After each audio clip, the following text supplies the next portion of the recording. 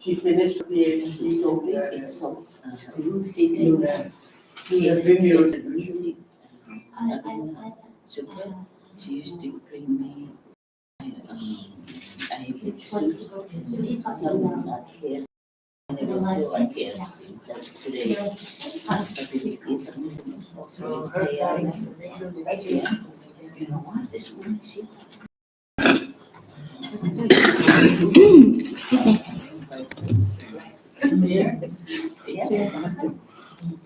Okay, Mary, I think whenever you're ready to start, you can start. Okay, so I can put my camera on. Yes. Okay.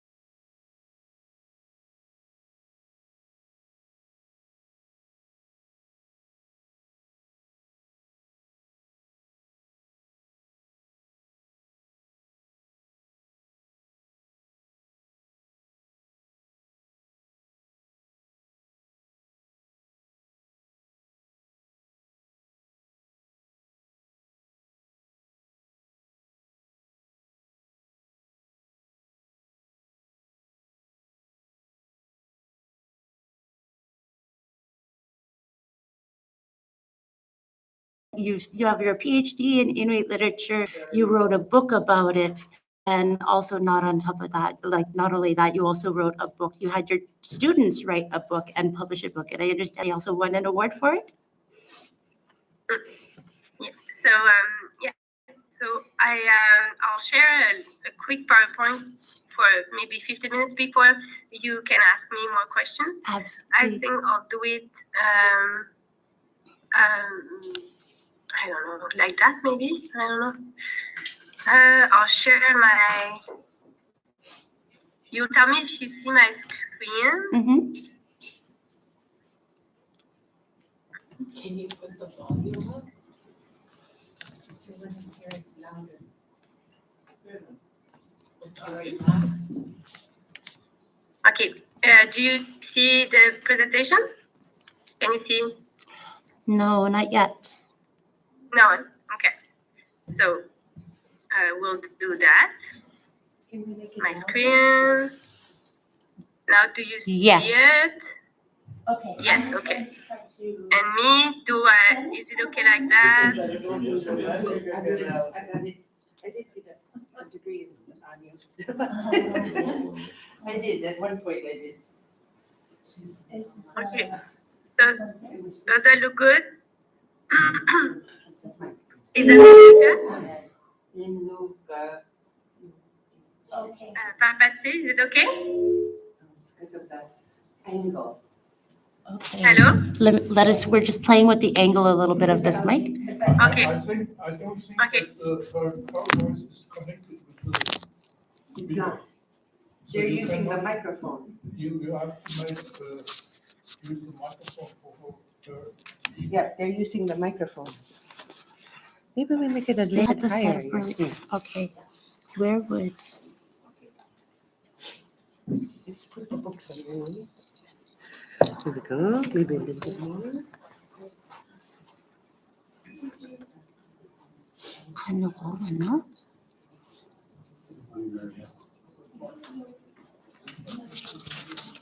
Beatrice, I don't do you know how this was set up?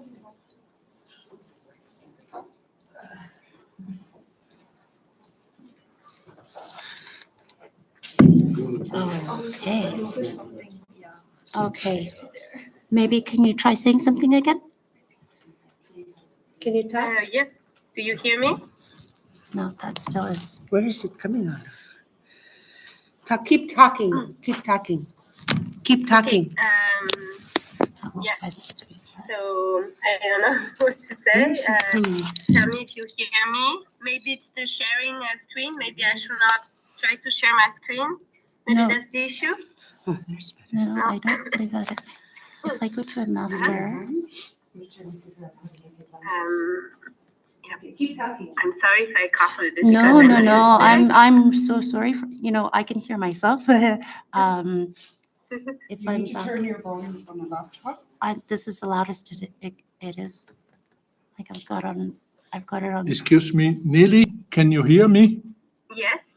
Can Yeah, you, I can you do. speak to can you speak to your microphone? Are you able to turn the volume Speak up? to your microphone and make it near to your mouth. Yeah, it's the microphone of my computer. Okay, I don't know how to. Yeah, do you hear me? for, We can hear you, but it's not enough. Oh, not enough. I have nothing else than my computer. I don't have another microphone. And let me see if I can Where's your microphone? make it. Speak. Yeah, If I can. this is on all the way. It's hers. Yeah. Unless she wants to connect to Teams Because my- or her phone. Yeah. Yeah, it's not your With my settings. phone. Yeah, I think it might be in, Google. yeah, so there's a, Why is that? I I think can, it's, do you want me to try with my phone? I'll try to go to the meeting with my phone. I just want to try one thing here. I don't know. Now I'm getting there's a feedback. volume. I know.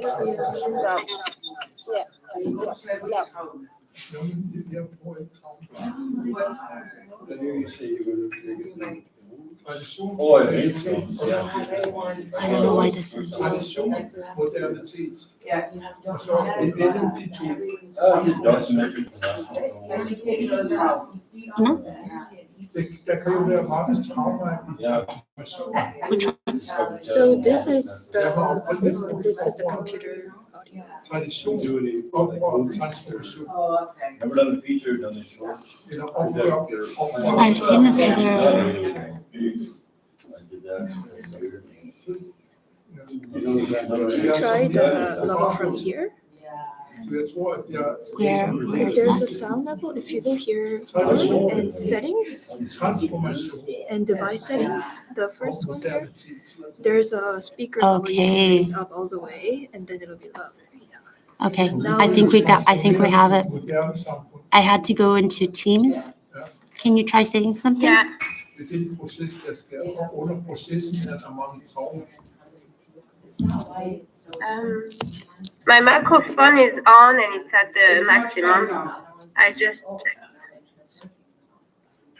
Do you hear me now? Is it better? No. Not a lot, no. We can hear you, but Marianne cannot hear you. Maybe you should sit over there Beatrice? with the puppets and listen. Okay. You're not good, we're not good now. We are. Do you want me to put it on? Thank you. Lip read. Can you hear her? Oh, okay.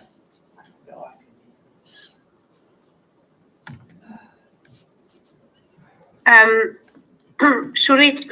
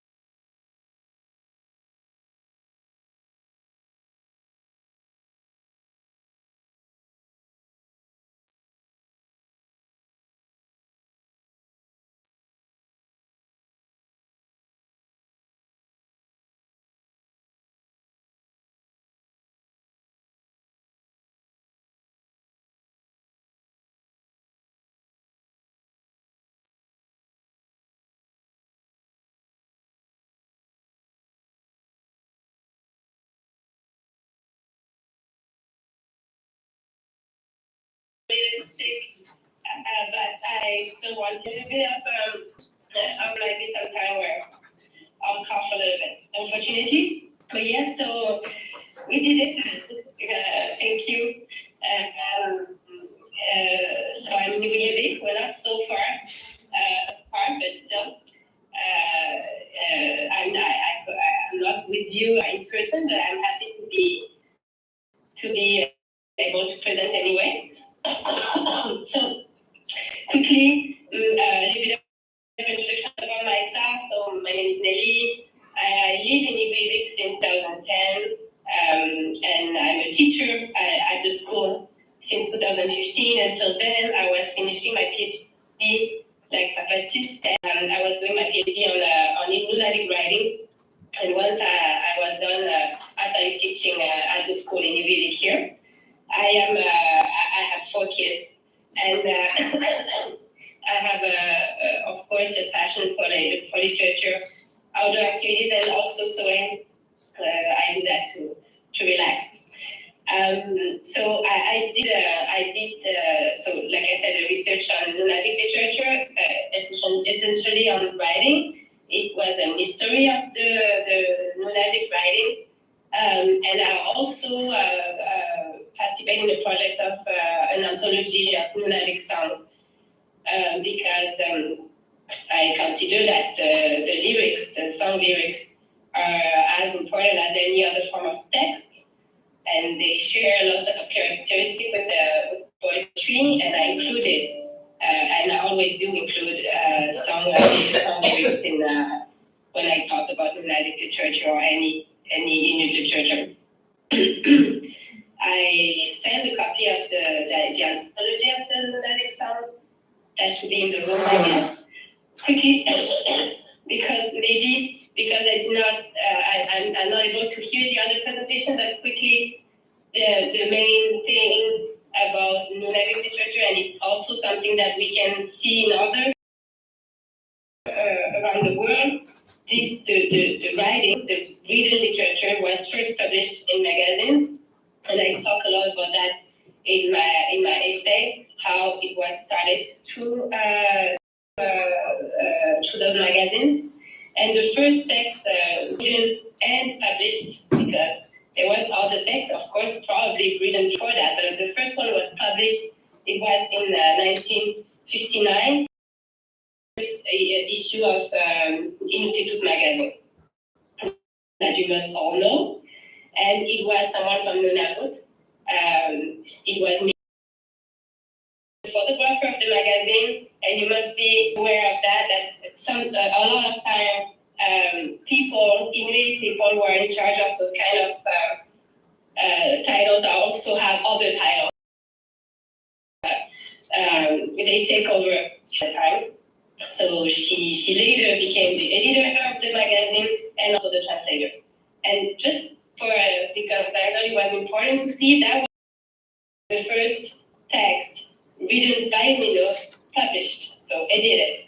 So I thought it was important to share it because I show that to my students often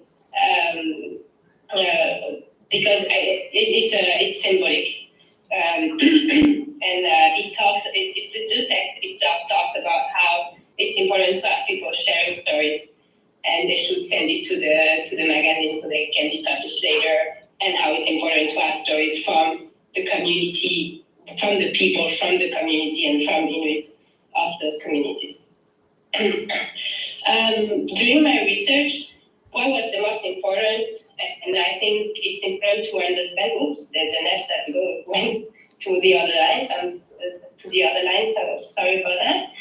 But we are talking about Inuit literatures with an S because although all texts and Inuit texts are sharing common heritage and common story, usually it starts and it develops along the same path about. Similarly, they're attached to different nations, different regions, and most importantly, different communities. That is, I think, the specificity of Inuit literature is that it's very linked and to the communities. So we start local, regional, and then national. But the most important is always that link with their own community. And we see that often coming back. And just to say that how the literature of Nunavik had developed, it developed along other cultural events of the region that, of course, influenced the text. And I wanted just to say, to show some example, just a few examples of those events, important events that did, that, how can I say, that had an impact on the texts that were written and published during those years since 1959 until today. So we can go along that history with looking at what was published, but also what happened in the region in terms of culture events, but also, of course, political events and historical events that were important and that influenced what the writers decided to write on.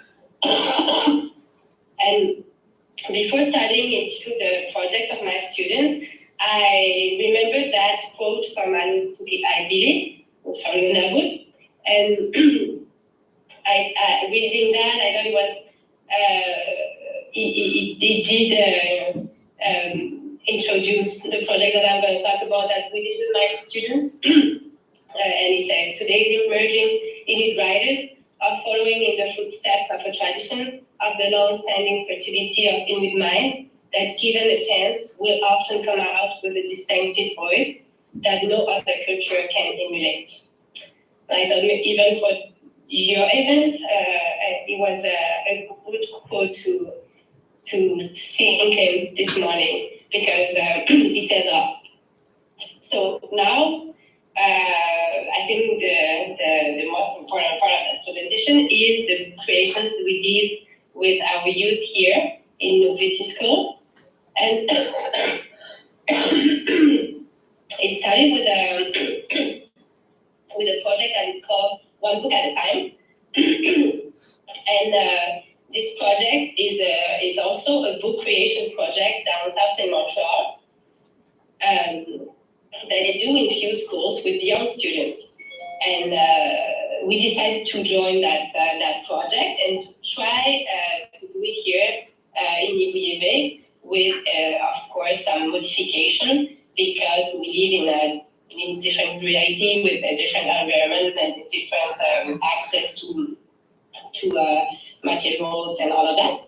So what we did is that the first step was to read and discover the other books that were made by the students down south.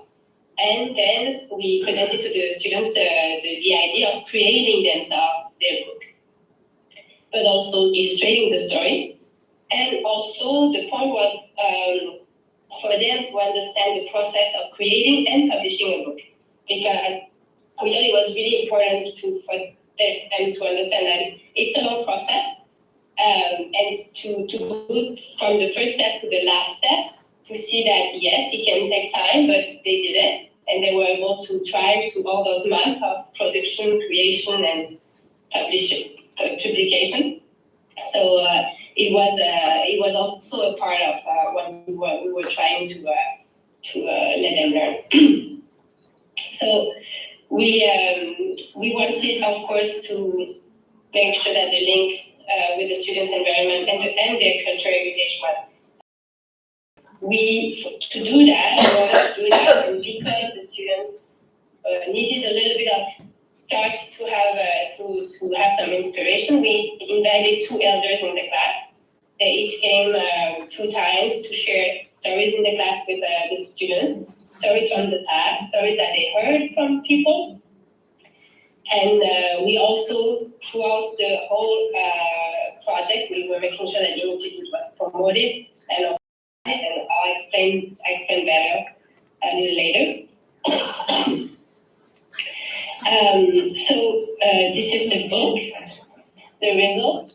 You can see the cover, and then I took 2 pages to show you what it looks like inside. So this time the book is in French and in Inuktitut because the students who did it were studying in French, and so they did come up with they chose the story they wanted to tell, and they illustrated each page collectively.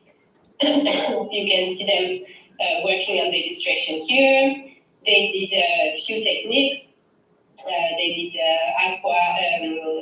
watercolor. They did lino print. They did a few techniques to illustrate each page. They did the background. Everything was made by them during a full week of art creation. And then you can see in the corner right a picture of them when a team came later, a few months after, to do the audio book because they recorded an audio version of the book in French and in Inuktitut. So through that project, we did of course reading, we did writing, and also practice their speech since they did the audio book. In art, they learned few techniques in art. They did themselves the translation in Inuktitut from French, and that was amazing with the help of the Inuktitut teacher. But the secondary students who were involved in that project did themselves the translation in Inuktitut. So they did work on the Inuktitut a lot too. And then they learn about media, how we produce and how we publish a book and all the steps, as I said earlier, all the steps that gave the result they got. And something very important and that we're proud of is that we organized a book launch in Inuit, and according to the mayor, Ademario, who's in the center here, it's the first time that the book is launched in Inuit. And we had lots of people. For a small community, we were very happy. The kids were very proud of course. You can see all the students here with the team who worked on the book. And this was we also displayed all the artwork they did so people could see all the work they did to illustrate the book.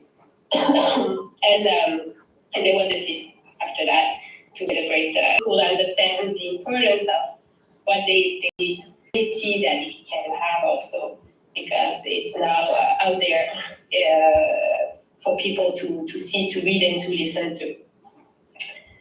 So now I think I'm supposed to answer some questions. Okay. Oh, no. Are you able to hear me? Are you able to hear me? Are you able to hear me? Are you able to hear me? Are you able to hear me? Yes. Multiple times. Oh, yes, no kidding, okay, I'll try to be here. That was really great, what a great presentation. I could hear an echo there. Maybe if I step back a little bit. Just talk into your phone and make sure. Yes. I can stop the sharing on my screen if you want. Would I stop the sharing? Okay, let's see if that helps. Did you unclick something? I'll do that. Oh, you unmuted yourself. That should be better. Oh, no, that's not what we want to turn on. Sorry about that. That's okay. My question is, are they going to do another book? We've got a question, maybe what I'll do is No, I'll this around. Do I need to be connected here? Sorry, I accidentally pressed off the wrong one. Communications help would have been great. Yeah, is it muted on your computer? It's picking up too many speakers.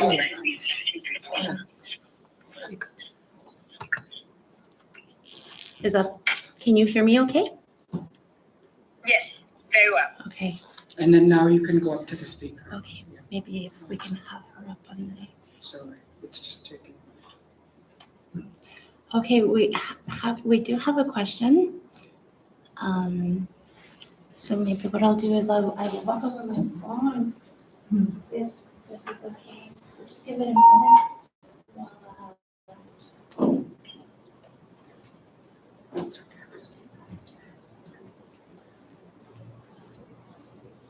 It was going.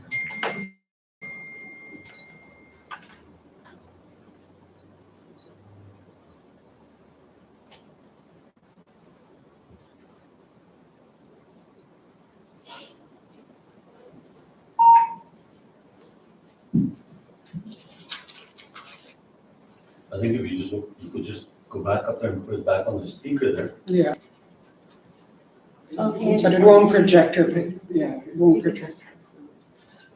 He did.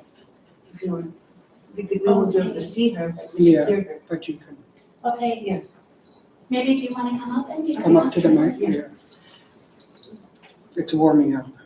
So, Okay, so Takes because a of the while. speaker Yeah. situation, I'm putting you back on the pedestal. Okay, can you hear us okay? Yes, Okay. Hello. hello. there you are.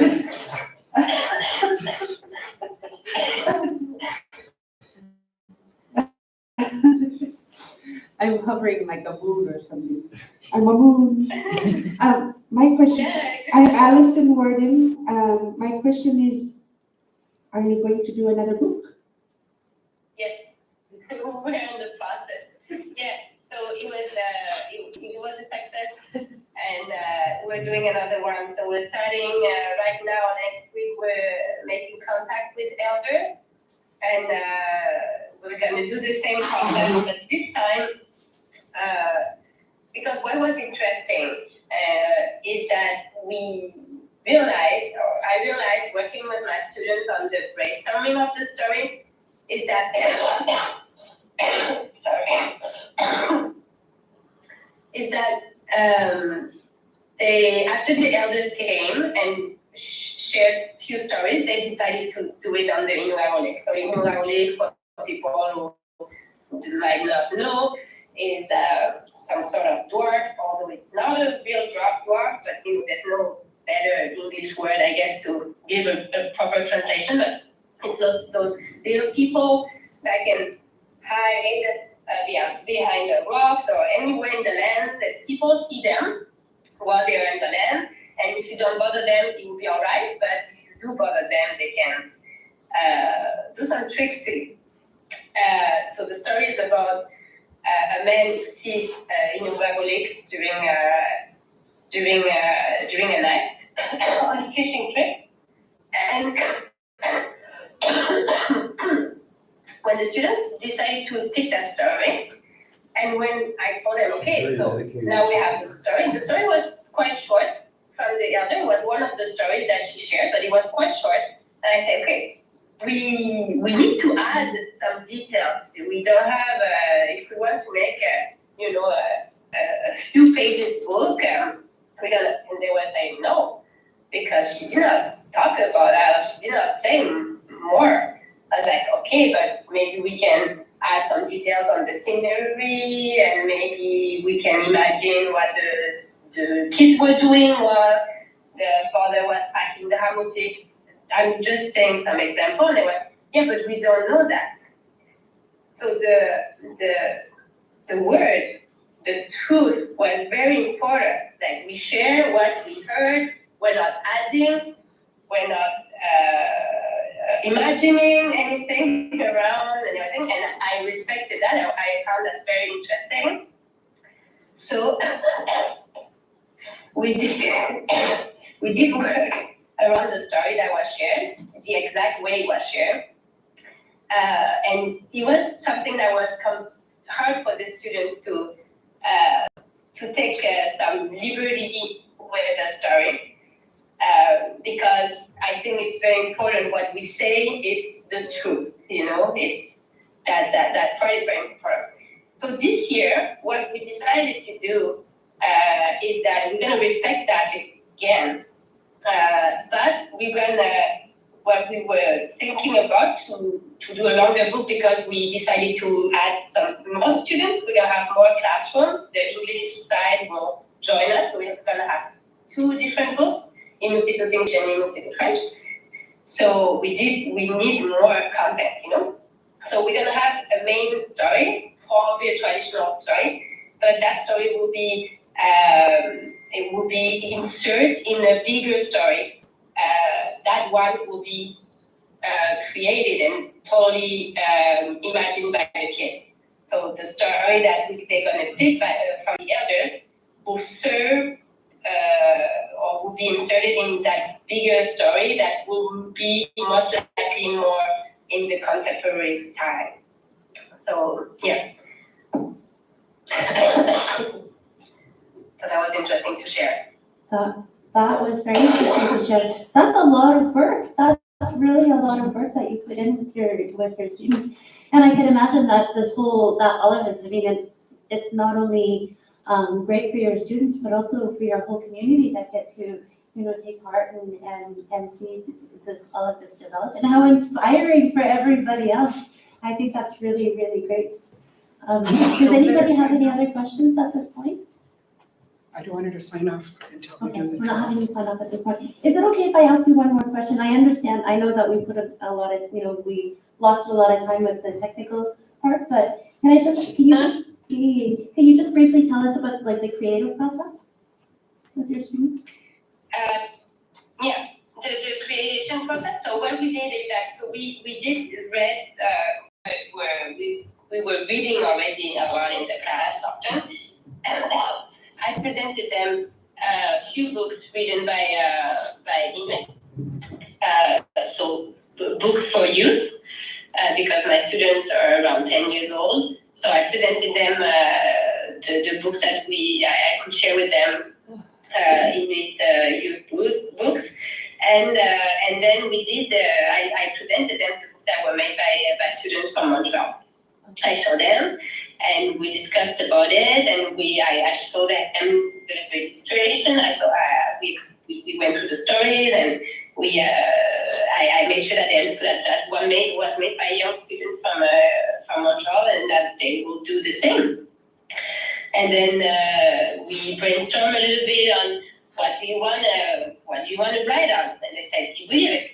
Right away. That's why I explained in the first part of my presentation that the community itself is very important, because that's what they wanted to share, a story from Inuit. So that's when I had the idea, because when I asked, do you have an idea? And that was hard. I think the start to find a story and find inspiration is just to kickstart that is the most challenging part. So I thought, maybe we should invite someone in the class to share stories, and you could pick one, the one that you prefer. So that's what we did. We had 2 sessions with elders. They shared about 12 stories with us. They took notes. And then another day we discussed about all of that, and they decided to do it in Marolek, because I could see during the exchange with the elders that was the story they preferred, because they kept asking questions about that one. So after that, we all recalled the story together. So we took notes on the most important part, the keywords. All of that was made in Inuit and in French, because I can understand Inuit, I can speak a little bit. That made it easier. So they were able to create the skeleton of the story in both languages. And after that, we received a team that came to help the students to write the story and to illustrate the story. After that, we were on a long wait time, and I remember them asking, "What about the book? What's going on?"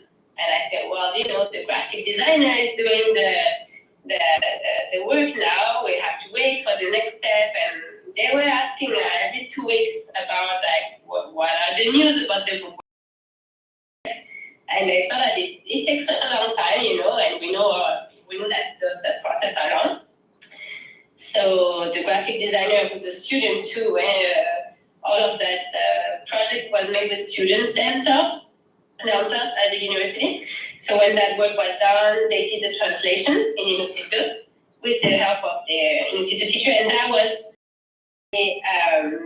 it's a great moment because when I asked them, okay, should we ask our school board to do the translation of the book? And the secondary students who were involved in the process, they told me, no, I think we can try it, we can do it. I was like, great, of course, let's do it. So they asked the Inuit teacher. The Inuit teachers was not quite sure about it. She thought it was complicated. I did a quick translation in English so she could follow up because she could not follow on the French part of it. And they did it. And she was impressed herself. So they did the translation. We sent all of that. And by March, the book was printed. And then we did the launch. But for the launch, they had to prepare posters. They had to promote it in the community. So they learned about that too. And then that week before the launch, the team came to record their voices, and so they did read the story in both languages, and then we had the launch. And then after that, the story continues because they were asked questions by the media, the press, and then they received an award. We received an award for the project from the Minister of Education of Quebec. So I went down south with 3 of my students to receive the award, and I think they were very, very proud of themselves. Yes, I can see why. That's a lot. That's so much. Nelly, I And the think. book is sold out. Oh, yes, yes. I can imagine why. Yeah, there would be a lot of interest in that. So Nelly, thank you so much. That's a big accomplishment for both you and your students, and I really wish you good luck, even though I don't think you really need it. I think, you've done a great job, and I'm sure you will continue to do so. Thank you very much. We're going to, we're going to do a quick draw of your book. 3 of them. So the 3 books is, Give them up individually. pardon me? 3 different people? Eh. Or what? Yeah. So si wala pa napatsi. She's facilitating our writers workshop right now, and Allison. Yeah. So, and Marianne. Yay! So thank you so much. Thank you. Okay. Have a good day. Have a good weekend. Thank you. You too. Okay. Bye. Thank you. Bye. Okay. We apologize for the technical difficulties. Yes. Delay in the She's internet. terrific. She is great. She's really fantastic. Yeah.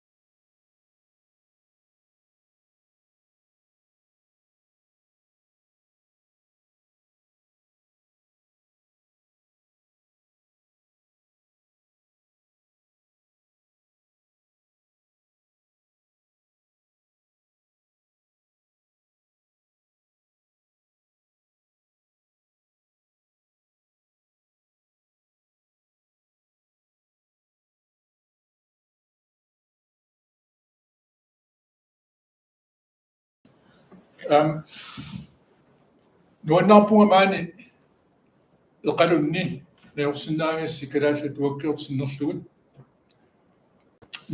nuanneqaaq aama tuppasilaarneqaaq maan toqataassinnaanera nulatsina tuakkiortorpassuisinnerlu.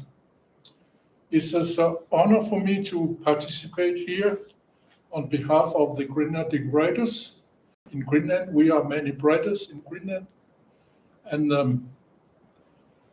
I have taken my anorak on because I will celebrate you.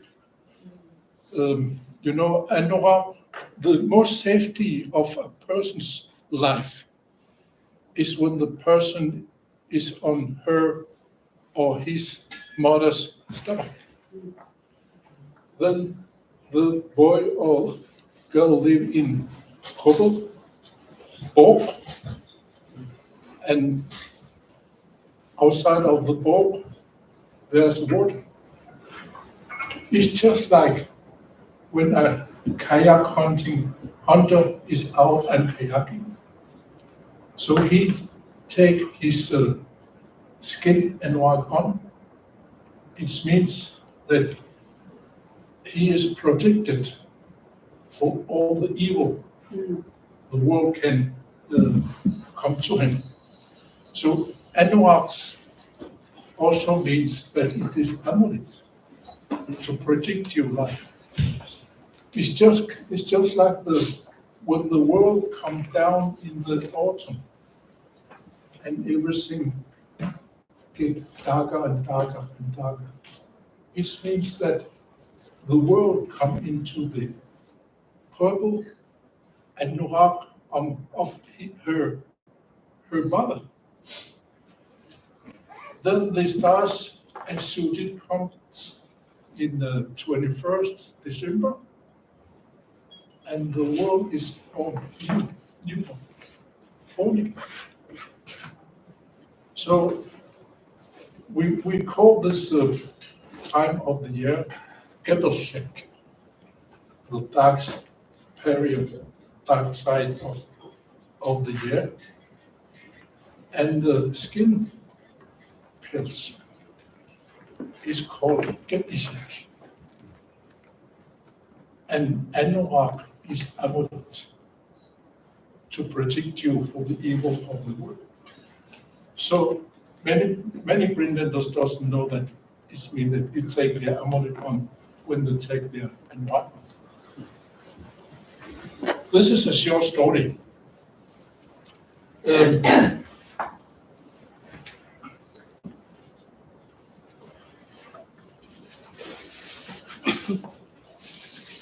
Presentation of Karachi at work. Karachi at work. No. And Karachi. We also use the word green lit, which means Karachi literature. Karachi at work means Greenlandic writers. And I will make my introduction to the Greenlandic Writers Association. And I've been chairman of the association since 2014. Creating of the name of the association, Karachi Workshop and Karachi Literature Office.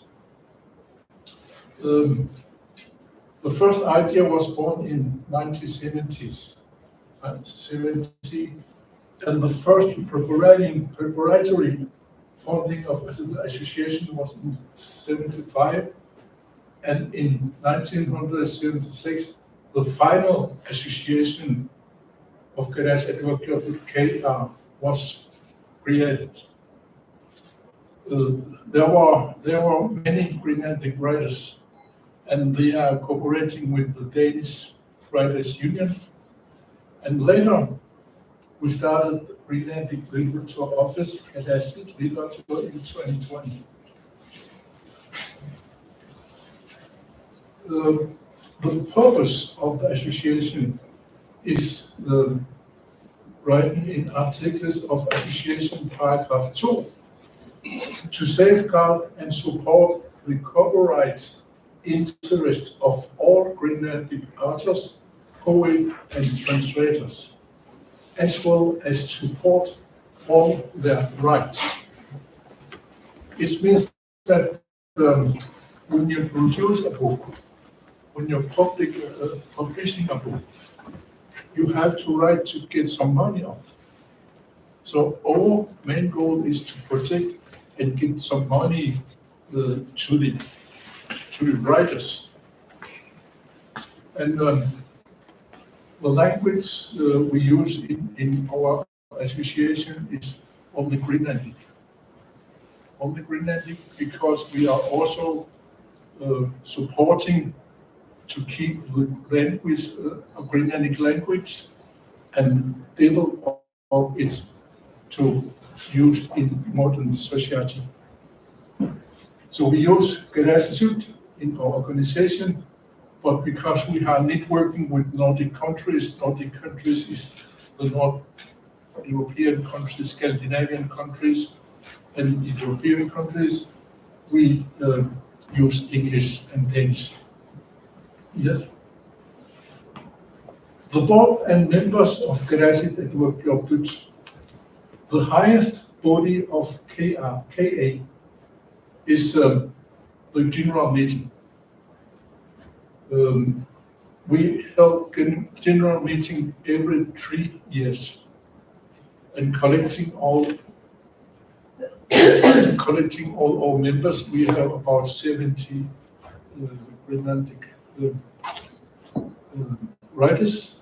It could be many more, but some died, new coming, so and some young people doesn't care about organizations. So we are about 70, 80 members. The board consists of the chairman, that's me, the vice chairman and secretary, the treasury, and 2 board members. According to paragraph 4 of the, and all translators into Greenlandic may apply for full membership of COA.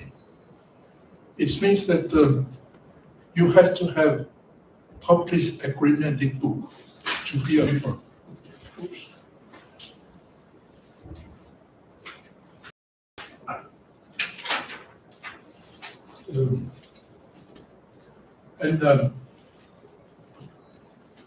According to paragraph 4.5, anyone interested in the work of the Greenland Writers Association may apply to become a passive member. To passive member means that you will have the same right as an active member, but you have not stemmeret, Voting rights. voting. Yeah. Next picture, please. The financial basis of KA, the members' annual due, it's about 400 Danish kroner, is 65 Canadian dollars, around 65 a year. And when you are retired or student, you can pay the 50% of the dollars. This means about, so it's not expensive to be a member.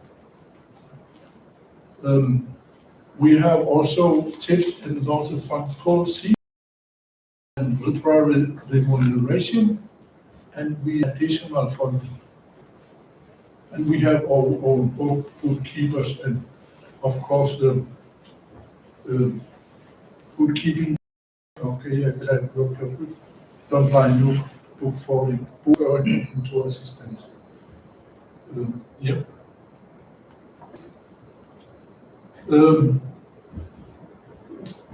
When we discussed to start the Galactic Literature Office, we say to ourselves, what is the situation in Greenland for reading books on Greenlandic? How is the interest? How many people are reading books? So We make a way of reading habits among Gadashic speakers with collaboration with Horis Analyse.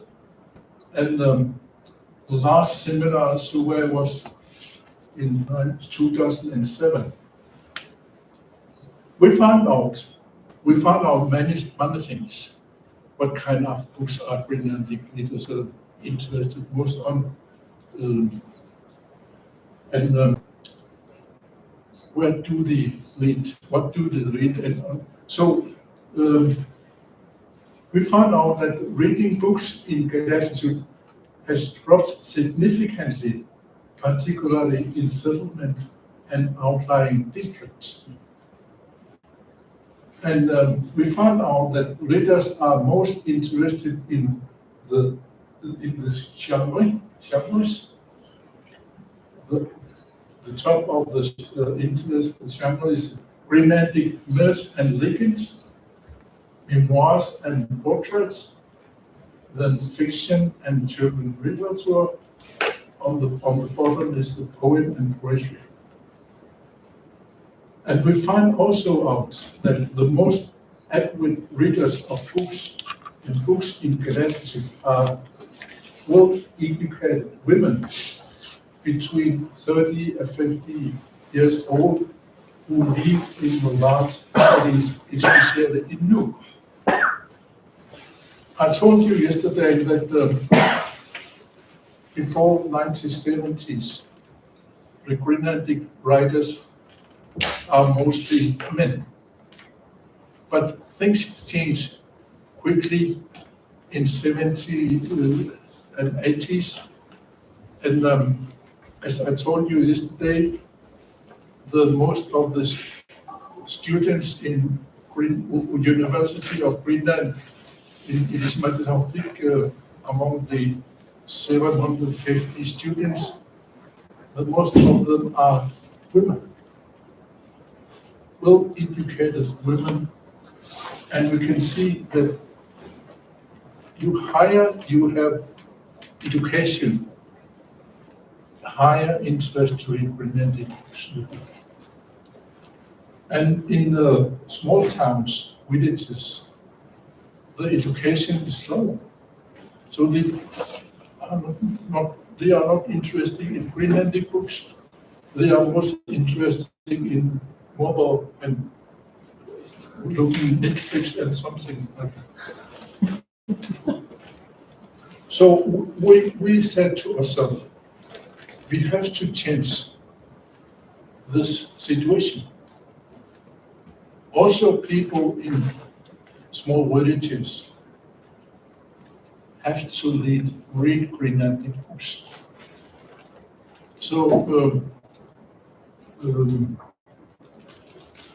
this is some of our goals. Gadashic works in Greenland is to promote the quality of Greenlandic literature and to promote reading of Gadashic. Gadashic is Gadashic. It means the literature office. We are also called Greenlit. And since 2016, courses for Gadashic workshops member. Kea and Gadashic works continuously to create Greenlandic writings courses online.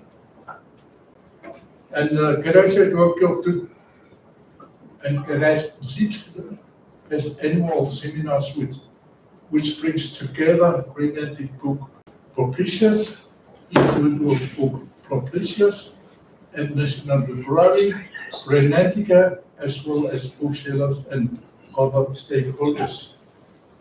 The last seminar we held was in the seminar we called the ABC of Book, which was held in connection with the general meeting for Book KA. Then the epidemic came and we take a break.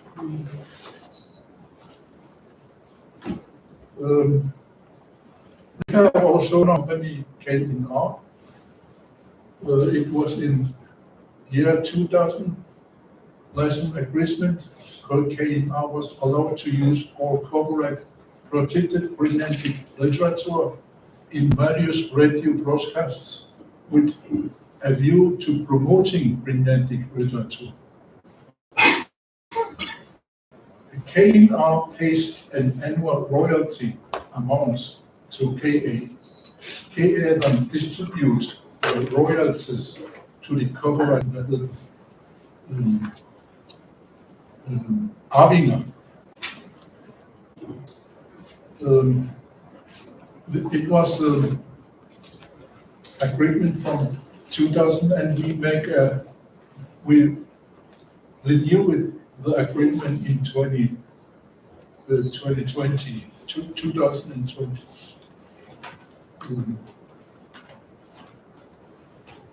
We have some delegations of positions of trust under KA. We are we call it NOS committee. It means nordisk oversættelsesstøtte. Hvad hedder det på engelsk? Nordisk oversættelsesstøtte. Nordisk oversættelsesstøtte, hvad hedder det? Den nordiske, hvad siger du? Oversættelsesstøtte. It's money from the Nordic countries that we can, which It's the annual Nordic literary prize, right? no, not that. No? It comes later. Sorry. And we have also the Nordic cooperation. I will come back to it. And we are also members in Greenland Language Board, ICD of Dybt, which are the board to create new words in Greenland. We have also a member in the board of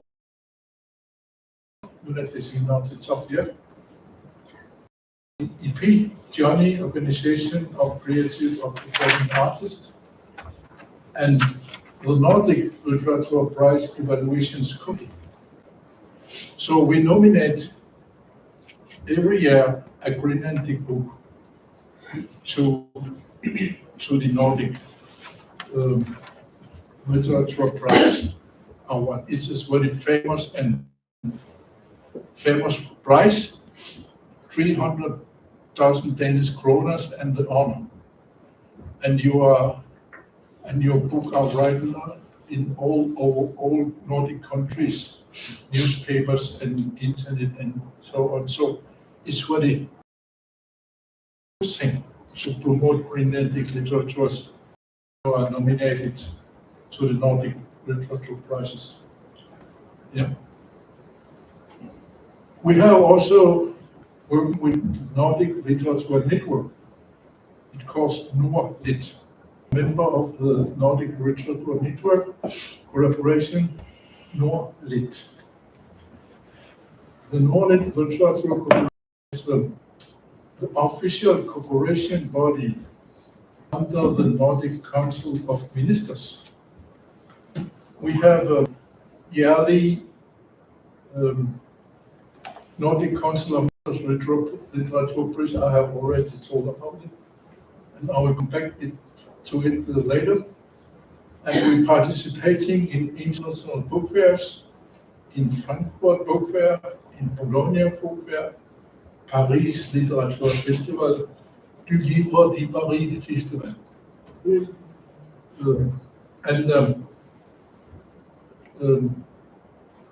We are selling rights to the foreign publishers, so Greenlandic books can be translated to different kinds of languages in the world. Yep. The Nordic Council of Ministers Translation Program. Oh, this is the NOS. KA managing the Nordic Council of Ministers Translation for Greenlandic literature in connection with the Nordics. Publishers who wish to translate Greenlandic books into Nordic language or Nordic books into Greenlandic are illegally to apply for funding. Publishers are also able to apply for grants for production support and for illustration. Applications are proceeded twice a year according to the guidelines of the Nordic Council of Ministers. Now, just a little about of Gadaglit Greenlandic Literature Office in the north. We have a project called Asset 4. This means that it's the fourth time the project is ongoing. KR has a 4.0 petition for budding young writers aged between 15 and 25. The reason is that Nepal have a lot of money. We don't have no money. So to make an agreement with them, we can develop the young upcoming writers. They are coming to workshops and introduction and meeting writers in other countries, and some more and more Greenlandic writers today have started with participating in accepted project. We can, there are Livia Corneliusen, Sorine Stenholt, Aldingner Reimer, and many others who started to their writer career in accepted project. Nordic Literary, Nordic Literary Association, we have also cooperation with the Nordic Literary Associations in all Nordic countries. In recent year, KR has also forced closer ties with Sami Writers Association, SGS. And the Nordic Literature offices through Gadaglit Literature, we are cooperating with this Farit, it's the Faroe Island, Iceland, Norda is Norway, Fili is Finland, and the literature offices in Denmark and in Sweden. And of course, Sami Artists Association. So we have network. We are networking in Nordic countries. And it's a good thing about that is there's money on this network. And we have also by ourselves find some money to create the Greenlandic Literature Office Gadaglit. And we have also cooperating with the Greenlandic Language Journal magazine, Gadaglit. It's the only Greenlandic magazine only in Greenlandic language. Apollo is editor of this magazine. And former ICC president. And former ICC president and former president of KA and many things others. Yeah. Gadaglit work in Greenland. The secondary yet equally important work for Gadaglit is to promote the quality of Greenlandic literature and to promote the reading of Greenlandic books in Gadaglit. Gadaglit has since 2016 held annual writing courses for Gadaglit workshop members. KA and Gadaglit work continuously to create Greenlandic writers courses online. We haven't succeeded yet, but it will come. Gadaglit at workshop.ka and Gadaglit hold annual seminars which bring together Greenlandic book publishers, individual book publishers, National Library, Greenlandica, as well as booksellers and other stakeholders. So we meeting and talking about what is the next step. How can we do things better? And how can we make better distributions?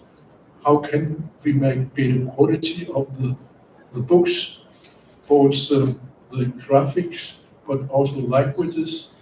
So there are many things we talk about.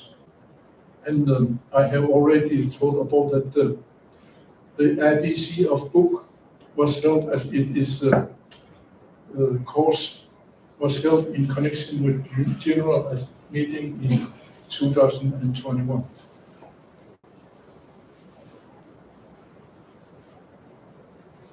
Future plans for graduate workshop kit.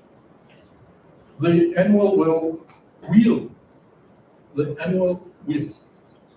which directs the work of graduate every year, beginning of the year, what shall we do in this year? And we are planning to make a seminar this autumn, 2023, to begin the strategy and action plan for the next 3 to 5 years, which must be agreed upon at the general meeting in 24.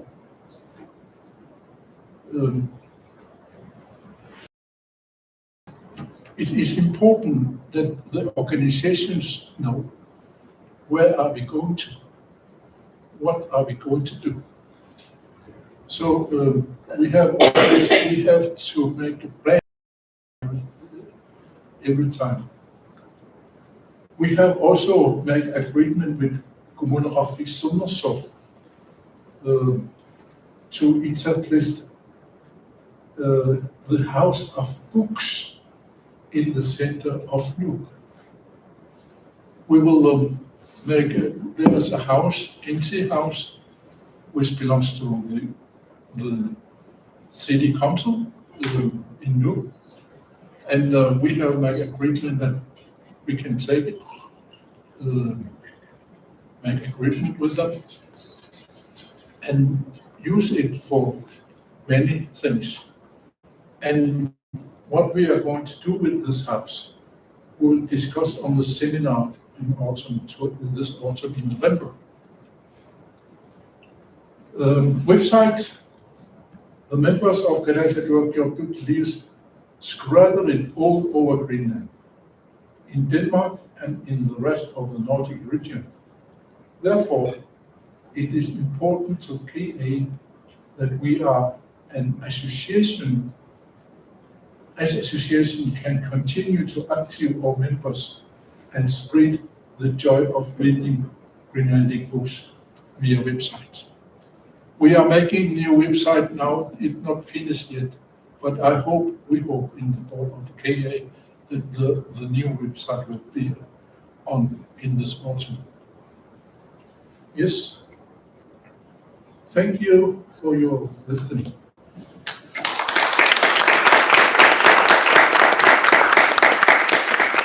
I have more to tell you. Yes. No.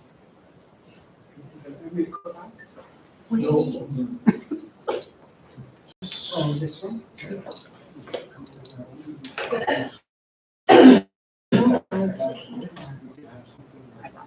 Take a website. Maybe we should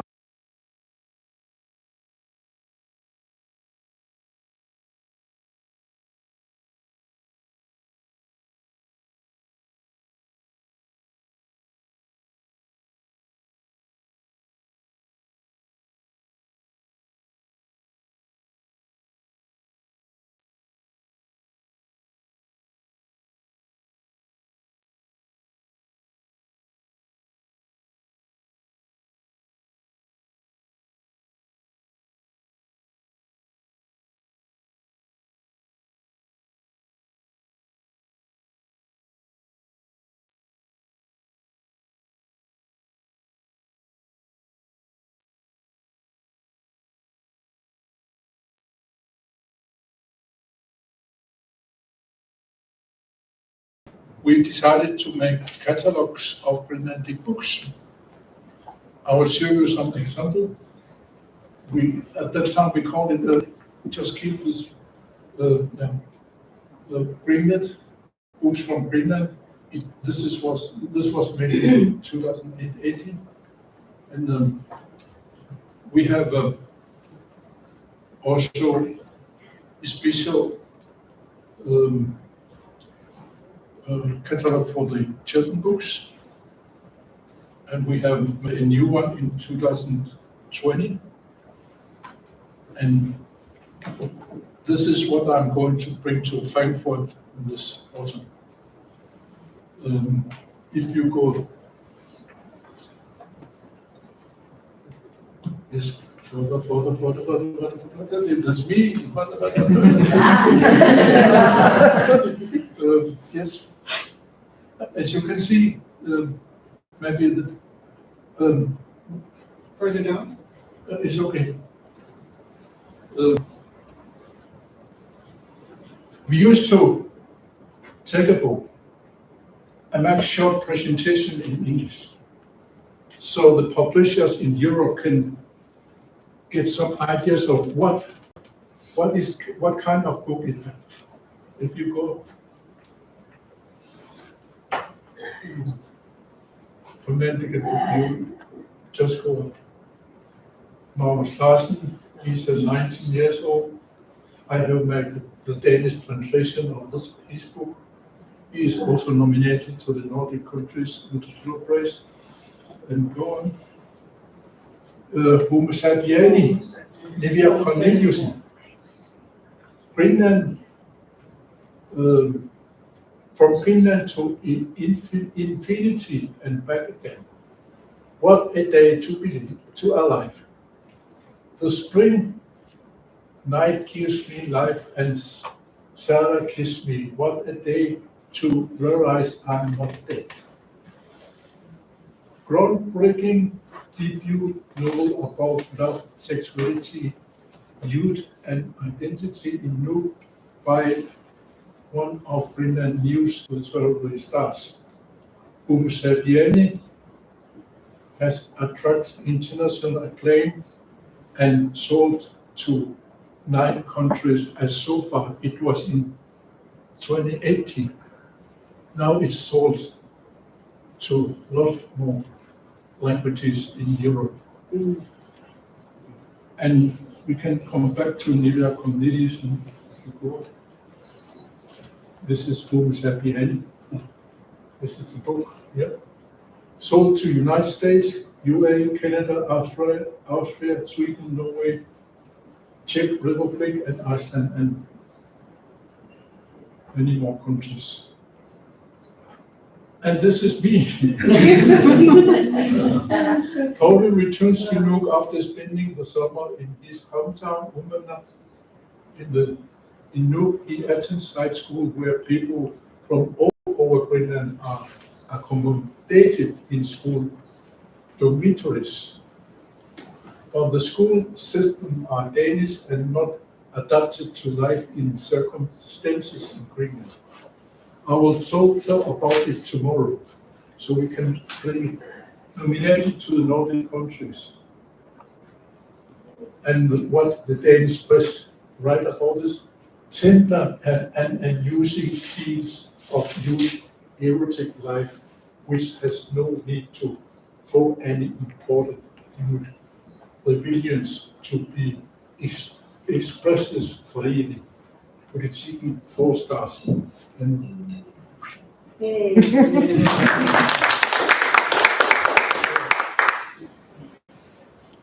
Oh, sorry, it's just freezing. then he is a very popular writer, Jens Peter Olsen. Chilling in Con is about the spirits. This is about the things happen in old houses. Chilling encounters at the tent, chilling encounters at the old store, tells about troubled spirits. So people in Greenland without these books. And we are now, we have from Nordic oversetters give money to make its translation to Danish language. If you go, this is the books. Yeah.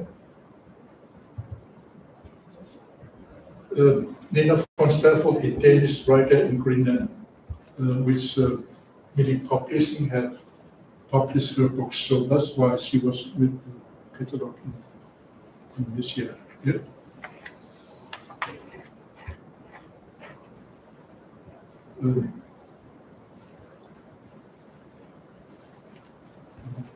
No, this is. These are also very interesting book about people who decide to live in the nature. We are outside of the community, and that's kind of literature are very popular in Greenland. Dr. Stenhoff was former member of the Danish Parliament. Dr. Stenhoff. Yes. Yeah. Serena, Finland, Zombieland offers with a little comfort to read now. Violence even affecting already real Lorado, you can maybe read it here. You can make it bigger on your screen.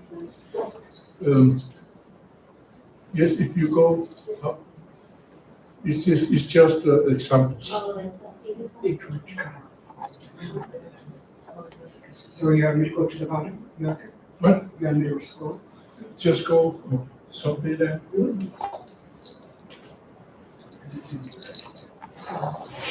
And go. Ole Corneliusen, poet. A club or split of music. Just go. She stands in the Northwind. Yep.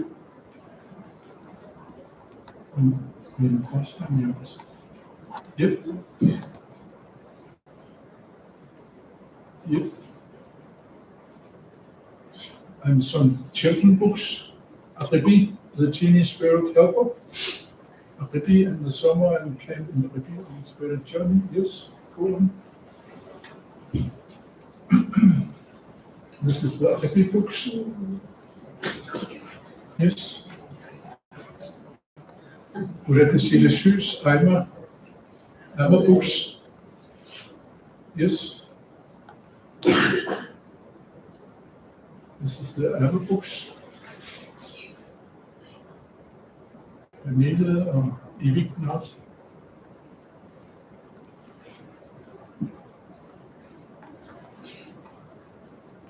Yes.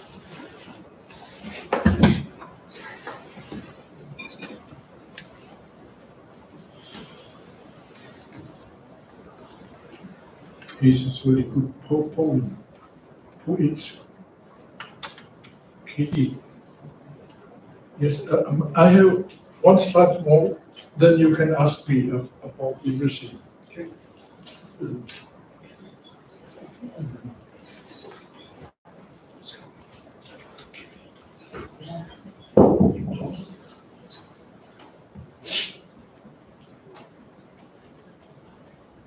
I don't know. I don't think we have it. It's true.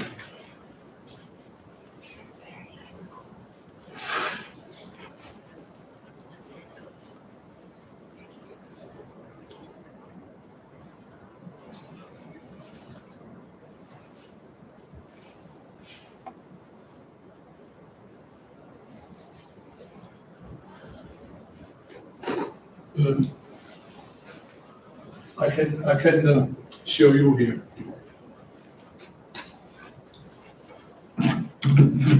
Oops.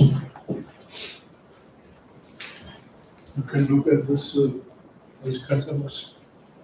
And Nivea Corneliusen Livia Cornelius, and there are living about 25 million people in all Nordic countries. 25 million people. 14 books are nominated to the prize. We nominated one book a year. The big countries, Denmark, Sweden, they nominated two. And in 2021, it's happened that what we have booked in Greenland in many years, because Niviak's book, The Flower Valley, get the prize of the Nordic countries literature award. Wow. And already translated into the many languages. Wow. She said I wrote part of that book in Montreal.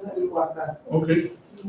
The novel Flower Valley takes place in small town Desida in East Greenland. Flower Valley is the name of the cemetery in Desida with a lot of flowers. There are combined different times and stories of people in this book. Due to the high rate of suicide in Greenland, has the author writing a touching and hard reality that people can reflect on in Greenland. The stories are based on real events and mixed with fiction stories and reality between life and death, who people lost their beliefs once and lost their will to live. So it's a book, very heavy book, many sides, maybe 300 sides. The book is award writing in the Nordic Literature Prize in 21, with the author Livia Cornelius dedicates the book to the young youth and children in Greenland. So it can be done. If you believe yourself and working continuously, you can reach the highest, what do you call it? Level to write a book and tell your story. Nivias are telling about the suicides in East Greenland and how they are living, and so I don't know what I should say anymore.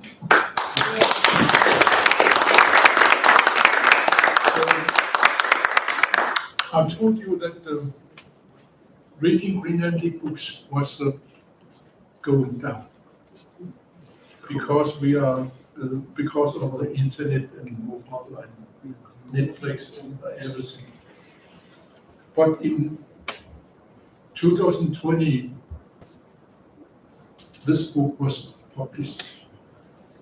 The book's name is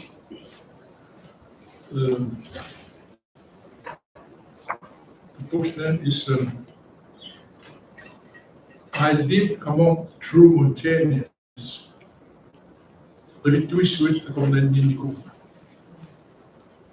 I Have Lived Among True Montanians is a story about the fate of loving couple who were forced to choose life in hiding in the wilderness. The intense drama begins with Lars disappears while out hunting with the protagonist, Panedra's father. Another live in mourning over the loss of her one and only for a few years, but suddenly, while she is alone in the nature, a giant raven with human face came and grabbed her. Um, and in another, which it's, I can, sorry,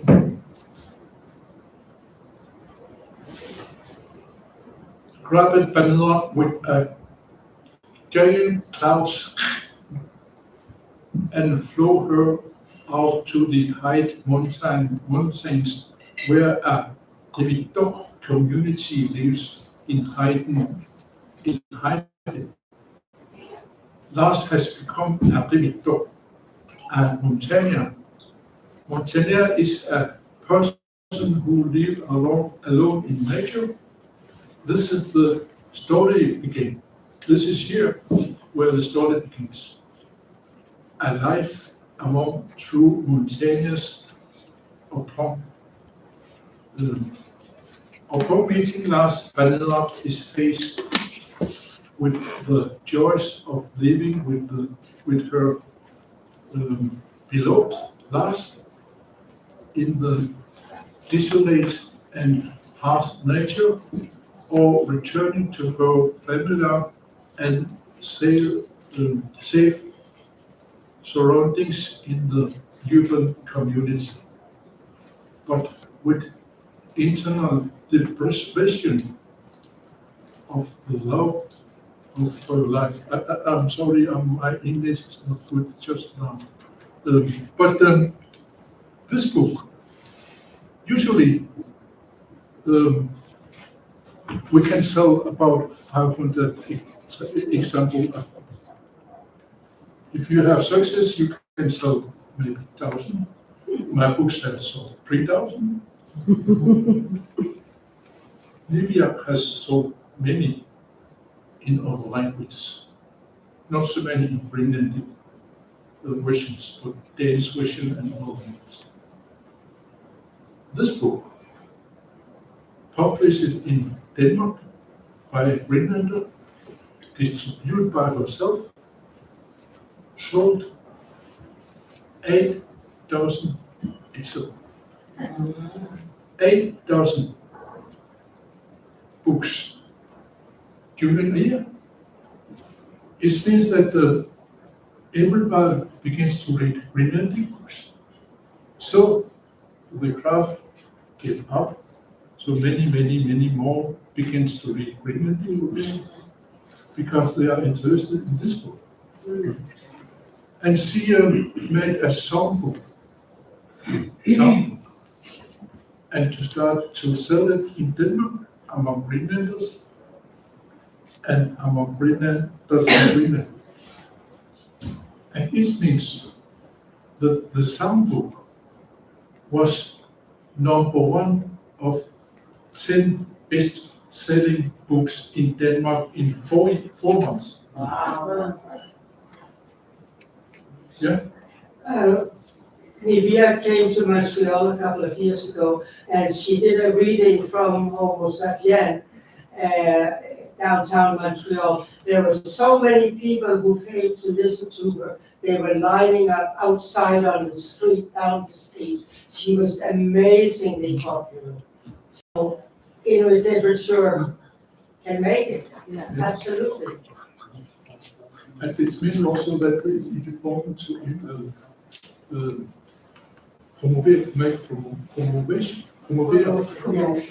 promotion. That's why we are going to book fairs and telling about our books and make the foreign interesting in Greenland. There's only one problem with us and regarding to the Nordic countries, because the Nordic countries, when you will sell your book, you say, if you apply rice to here, I can give you 35% of your production's cost. Here, boom, money. Then you can make the translation. We don't have no. But still, we sell copyrights. We don't sell copyrights. The KI doesn't sell copyrights. But we make it possible for the publishers in Greenland to make contact with publishers in foreign countries so they can make connection and sell the rights. In Faroe Islands and Iceland, the book fairs, the literature offices are made by the publishers' organizations. In Greenland, because we are so few, we take it as our job to make both writers and publishers' interests in foreign countries. Yeah. You can handle this for as you can see, as you can see, we are traveling a lot in Europe, and we are taking many books with us. I have 2 suitcases in Copenhagen, 25 kilos books, which I'm going to bring to Frankfurt Book Fair after this one. Yeah. So we make it small catalogs. We take maybe 100 catalogs and give it out. And it's easy to bring. Then we just to make better quality, and it was because 100 of this are very heavy. Yeah. It's too heavy. But it's good. It's even the bookshelf for smoke. Now you have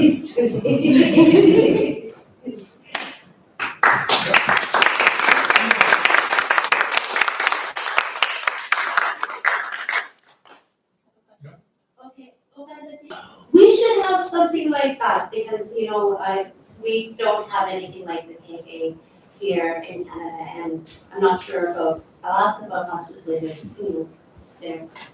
We don't have anything like that.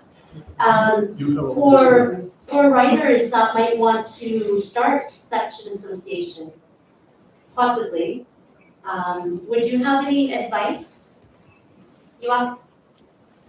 Would you have any advice for anybody that might be interested in starting an organization?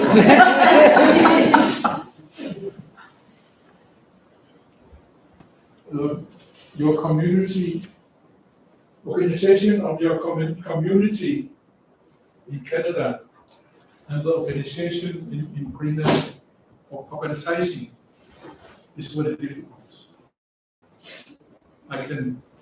Maybe you can give me a right. We are Malfoskeli. Yes, very, very different, the 2 countries. We are a common island. We living together. In Canada, you are living in Nunavik, you are living in Nunavut, and you are living in Nunavut. So, and you have a different kind of maybe government or councils. So maybe it could be difficult to make connections and get support from the government. But if you are many enough in Nunavut, for instance, you can get together, make suggestions to rules, what kind of association we want to have, what is the main point of the association, and get the general assembly and make the association. I noticed a progression of slowly from the 1970s until now, that it's just gotten larger and larger, and adding other organizations, like the Finland Lit and all of that. I wonder if it's possible for Inuit to have something very similar, where it's Nunavut Lit and Nunavut Lit, but it's still part of the main association, kind of like that. Because it's so beautiful to be able to have an association. But the thing is, in Canada, there are lots and lots of programs. Like we saw the archives things yesterday, and there's heritage this and that and so on. They're just not connected. Like the big difference is in Greenland, they all work together and they know. Whereas here it's like whatever, you know. But there's national organizations. There are. Inuit Art Foundation, the Canada Council is where we get most of our art money. ITK maybe even be able to provide some support. I think this would be a great starting point, and if, maybe if there could be other meetings that you guys can organize, be interested in organizing amongst yourselves. Just to even start discussions, I think would be a good starting point. Because I think support like this amongst writers would be really great to have for the writers and also for readers, because I mean, like looking at your catalog, as a reader, to see something like your catalog, I think would be really amazing. And I do agree, I guess even though we are in different jurisdictions, we do have national Inuit organizations. And looking at other First Nations, Métis, and there aren't a lot of Inuit involved at this point, but there are Indigenous writers circles or Indigenous writers associations. It's just that, a lot of them are southern based, and therefore we don't have a lot of northern or Inuit involvement. So given that, if they're able to organize something down south, just, and First Nations, Métis, we have several groups all across the country. And so if they're able to organize something like that, if KA is supposed, if they're supporting their writers in the way that they're able to now, even if it started at that, in this, not as big as it is now, I think it would be wonderful to have something like that here in Canada or in Alaska. But I Even think. a simple Facebook group. Mhm. Yes. I know, That would be a good start Yeah. for everybody. to Maybe post what they're working on, or if somebody needs help with something. What But do I it is do? important What- that what's the next? connections are made. Yeah, I think that's where we start too. So Simple. maybe as writers in this group, in this room, maybe, this is something, because we've all met each other, at this point. But we have to do it as writers, we can't expect you to do it or ICC to do it. But you're here having, this is part of the reason why we're hoping for this networking opportunity, because it would be, something that I think writers could aspire to having an organization such as the K. And it's really incredible to see that the K has. It'd be wonderful if we could have something here. So maybe something for, the people in this room, something to consider after this weekend. Now that you've met, it'd be an idea for you to keep in contact if you wanted to start that dialogue. I think that the Sami people are in the same situation as you. Because Sami people are living in Sweden, Norway, Finland, and Russia. But they have a common organization. So maybe you should look at what kind of, how do they do it in Sami country? And the Sami people are looking just like you onto Greenland. What are they doing in Greenland? Can we do the same? with the Kadashi Digital Office. So my, last time I was in Kautokeino in North Norway, where the capital, kind of capital of the Sami country in Norway. We're talking about why don't we try to make festivals for small languages. The small languages, the Sami languages, Greenlandic languages, and Faroe Island languages. The Icelanders are about 300,000 people, children. Danish are 7 million, 6 million, Swedish are 8 million, maybe 10 million. Altogether, 25 million Nordic countries people. And we are very, very small languages. So why don't we get together and make some fun together? Make a festival in our language, make a presentation of our literature and books, and maybe make the first festival for small languages in Sami, next year in Faroe Island, the third year in Nuuk. And we are talking about in Nuuk last autumn, when there were Nuuk Nordic Cultural Festival, Yes, which you are going to. Yes, the summer. yes. We are, the Nuuk Nordic Festival is as possible because the Nordic countries have program for the neighborhood countries. And because Greenland and Canada are neighbors, we are also interested to invite Canadians and Alaskans to Greenland. Yes. And we have a seminar this summer, and we talk about, we have in Greenland, our organization and networking is very good to the Nordic countries. But when we look to the west, to Canada, there's no connection. And we asked for, there was Canadians and Alaskans participants in the seminar. Yes. And we talk about how can we do to get better connections between our countries. I know that Serbia often comes to Greenland and there's good cooperation, theater, performance, and so on. But the crowding system is always from north to south.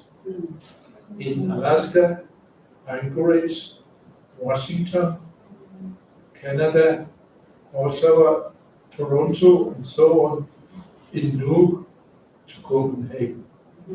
There's no connection between east and west. Yes, yes. So how can we make connection between east and west? So we can work together, easier together. In the seminar, I mentioned that the Canadian government and Greenlandic government have made an agreement about a small island between Canada and Greenland called Dr. It's a Hans Island. Hans Island. Yes.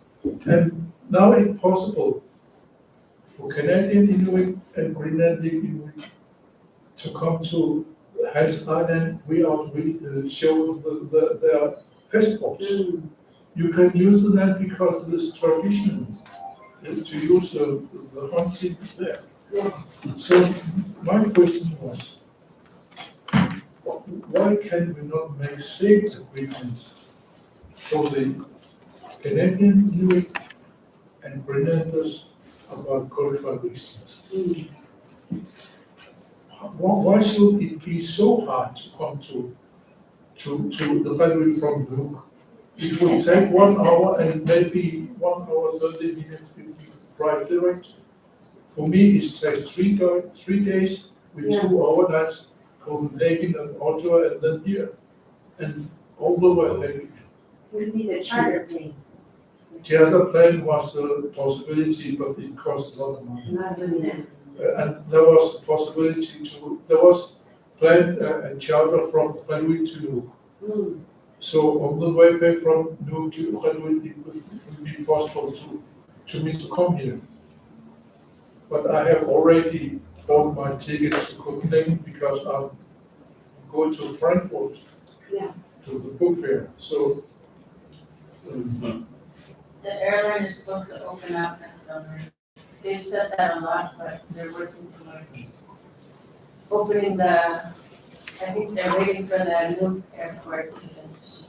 The new international airport will open in 24. 25 maybe, 24. Yeah, they're supposed to, because they can't, So maybe it would be possibility there. yeah.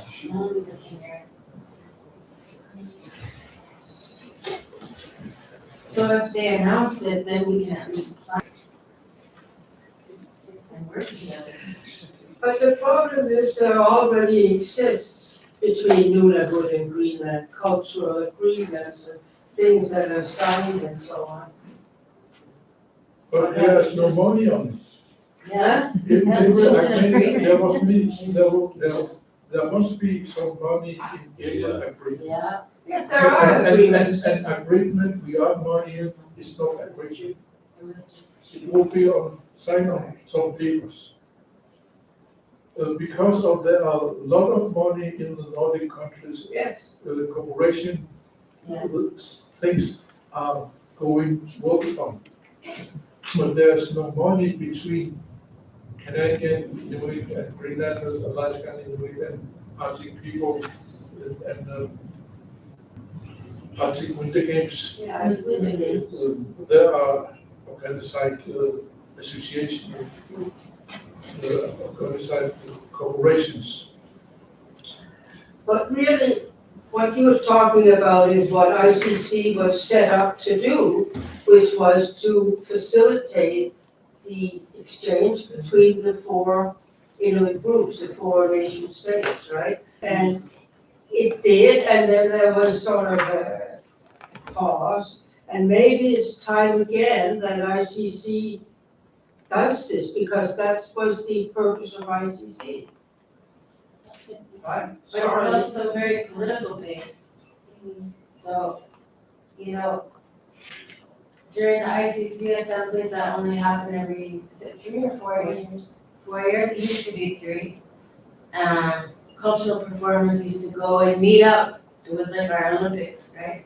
Politicians and performers and cultural carriers used to meet up. But in between that time, there's no exchange except for the leaders, the political leaders do things. But as an artist from Canada, there's Canada Council for the Arts money, there's travel money. So if there's an event in Greenland that you want to go to, you can always apply for travel money to go. All you need is to be invited. And then you submit your invitation and, they want to see more Inuit working together, and they want to see Indigenous people work with other Indigenous people, even if it means international, and I've had a lot of good turnouts because I've worked a lot with artists from Greenland. So that's one way, like, for the Canadians to go. But you guys are so established also because you have money from the Nordic countries that have a lot of money. But we have also our own money. Yeah, All organizations have our own money. That's why Yeah. that we can cooperate with the Nordic countries. yeah, But there is money in Canada if you can find it. Yes, Yeah. you can find it. and And I even think- the government have money for traveling for artists who are invited to an event.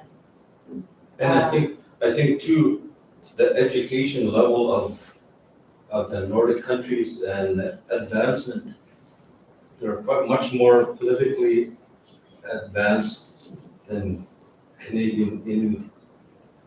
Because you guys have had connection, or you guys have had, contact with European culture for how many hundred years? Yeah. 300 years, right? You know, Yeah, it's a different history, it's a but different now history, we yeah. are in 2023 and Yeah, there yeah. are lots of similarities also. Yeah, yeah. Yeah, because like there's a lot of funding from the Scandinavian countries that pull together that fund the arts, Yes. like in all the countries. And what I've seen in the last 10 years is that Greenland knows that they have more in common with Canadian Inuit than they do with Danish artists. Yeah. So they've opened that up. And I just wish we would do the same thing so that we can have more of a exchange, you know? And also the embassies, the American embassy in Canada can also fund you to come. Oh, really? Or even the American embassy in Denmark, I've seen them do that too. And we would love you to come to us. I Yeah, have a name of a couple theater directors, and we can, it would be amazing.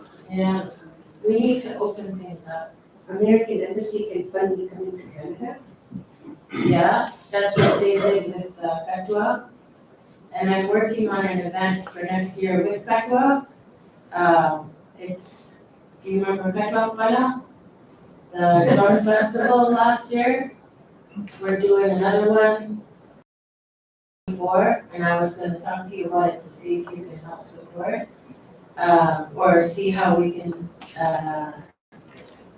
bring in drum dancers from Canada over to this event. But it's like, Greenland is always so good at like hosting an event and like getting the momentum going. And then we go, and Alaska goes there too, like, we're often going there because you have so much things established. And we're learning from you.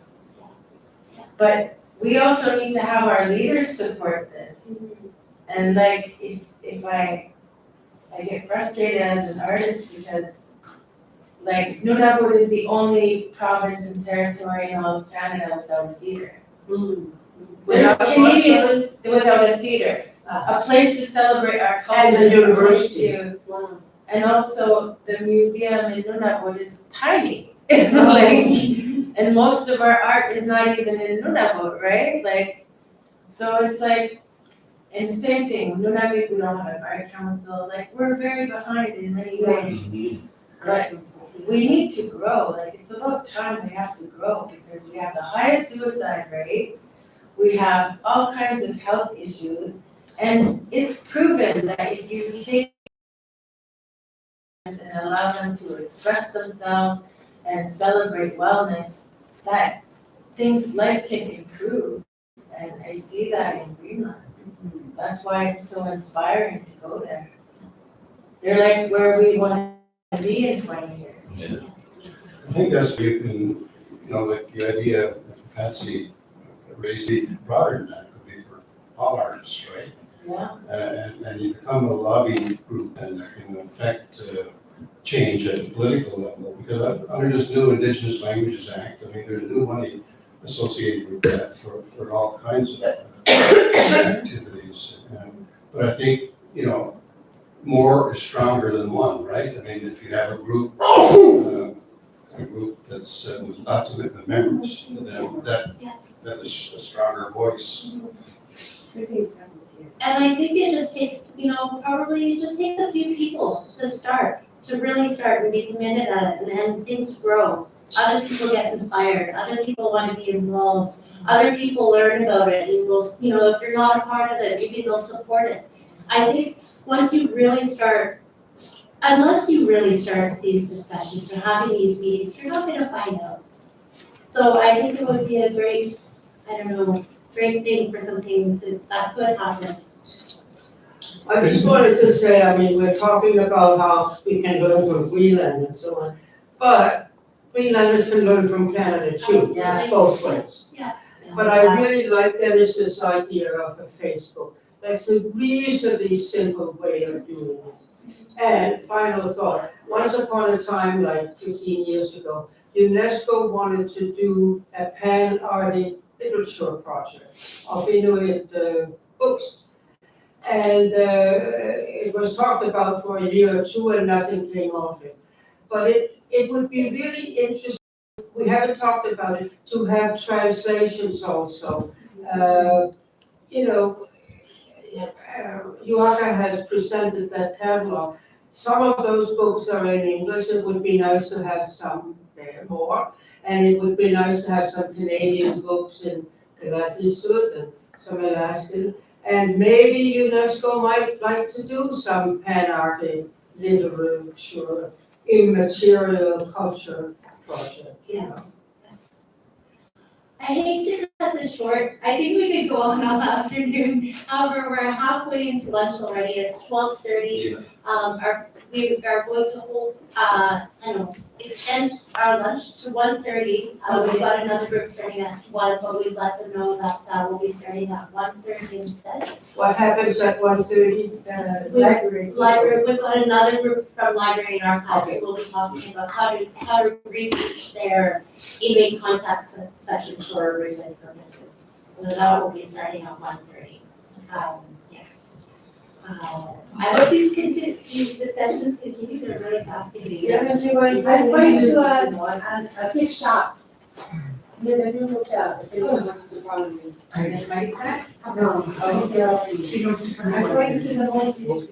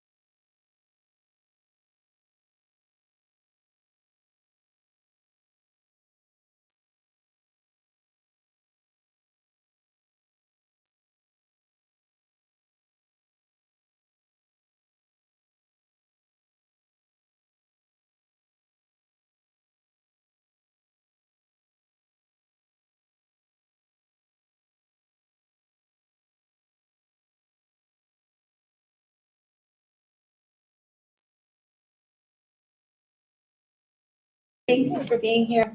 We're on to day 2 of our Tita Akta Festival. And this afternoon, I'm happy to say that we've got Brooke and Megan from Library and Archives. They have a wealth of information there that is accessible all on Inuit content, and they're here to talk all about it. Let's welcome.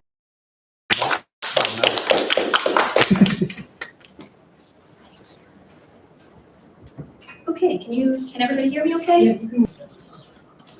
Is this okay? Okay, great.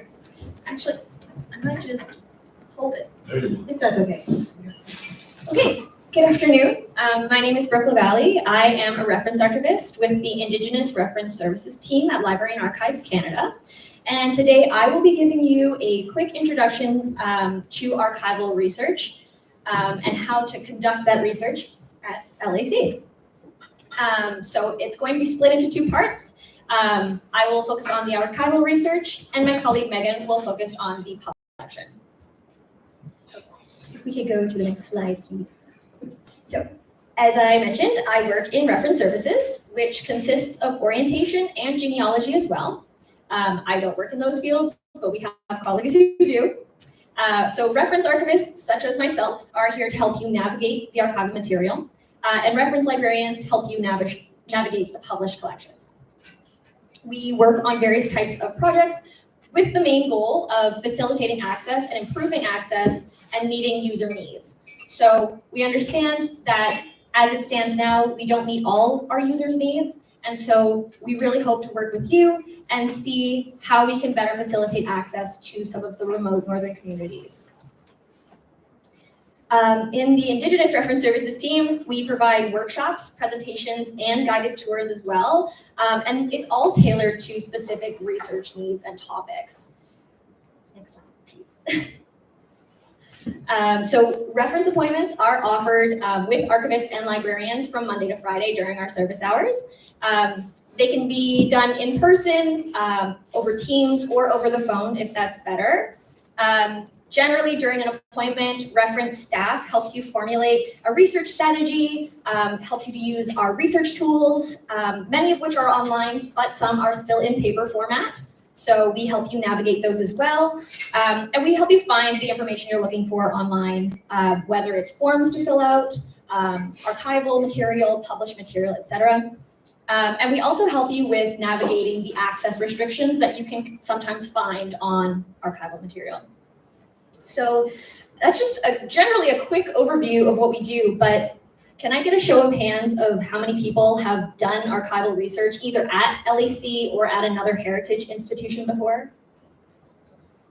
Okay, cool, great, excellent. So this may be new to some of you, and it may be a review for others. I'll go to the next slide, please. So I'm going to start with the basics. What is an archival phone? You hear us talk about it as archivists. If you don't know what it is, you don't know what it is. So an archival font is essentially an entire body of records. It's given to us by an organization, an individual, a family, for example, and they have been created and accumulated as a result of an organic process. So what this means is we generally try and keep this organic accumulation of records in its original order. This can change the way that you do archival research because it's important to keep in mind that when we get these records, we don't rearrange them by topic, by subject, alphabetically, numerically. We don't do that. We try and keep it in the original order as much as we possibly can because it also tells a story on how the creator of the records used them when they were creating them and using them throughout their life cycle. So Library and Archives holds both government and private records that document Canadian heritage. It's important to note that not all records have archival value. So generally it's based on the administrative, legal, fiscal, historical information that justifies their continued preservation. So there may be things that you think have continued preservation needs, and for whatever reason, they're not available in the archives. With that being said, we have a lot of stuff. Another point I would like to point out is LAC, although it is the National Archives, does not hold all things that are archival. So there are different types of archives and institutions. So namely provincial archives, territorial archives, municipal archives, community archives, university archives.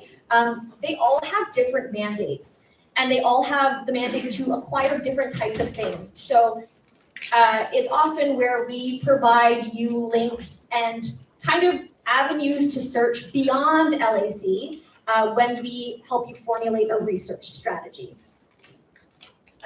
Next slide, please. Okay, so the archival font. It's generally organized like this. This is a very basic structure of what an archival font might look like. So we have the font that encompasses all the archival records from one organization or individual. And within that, we have series, subseries, file, and item. You can go to the next slide.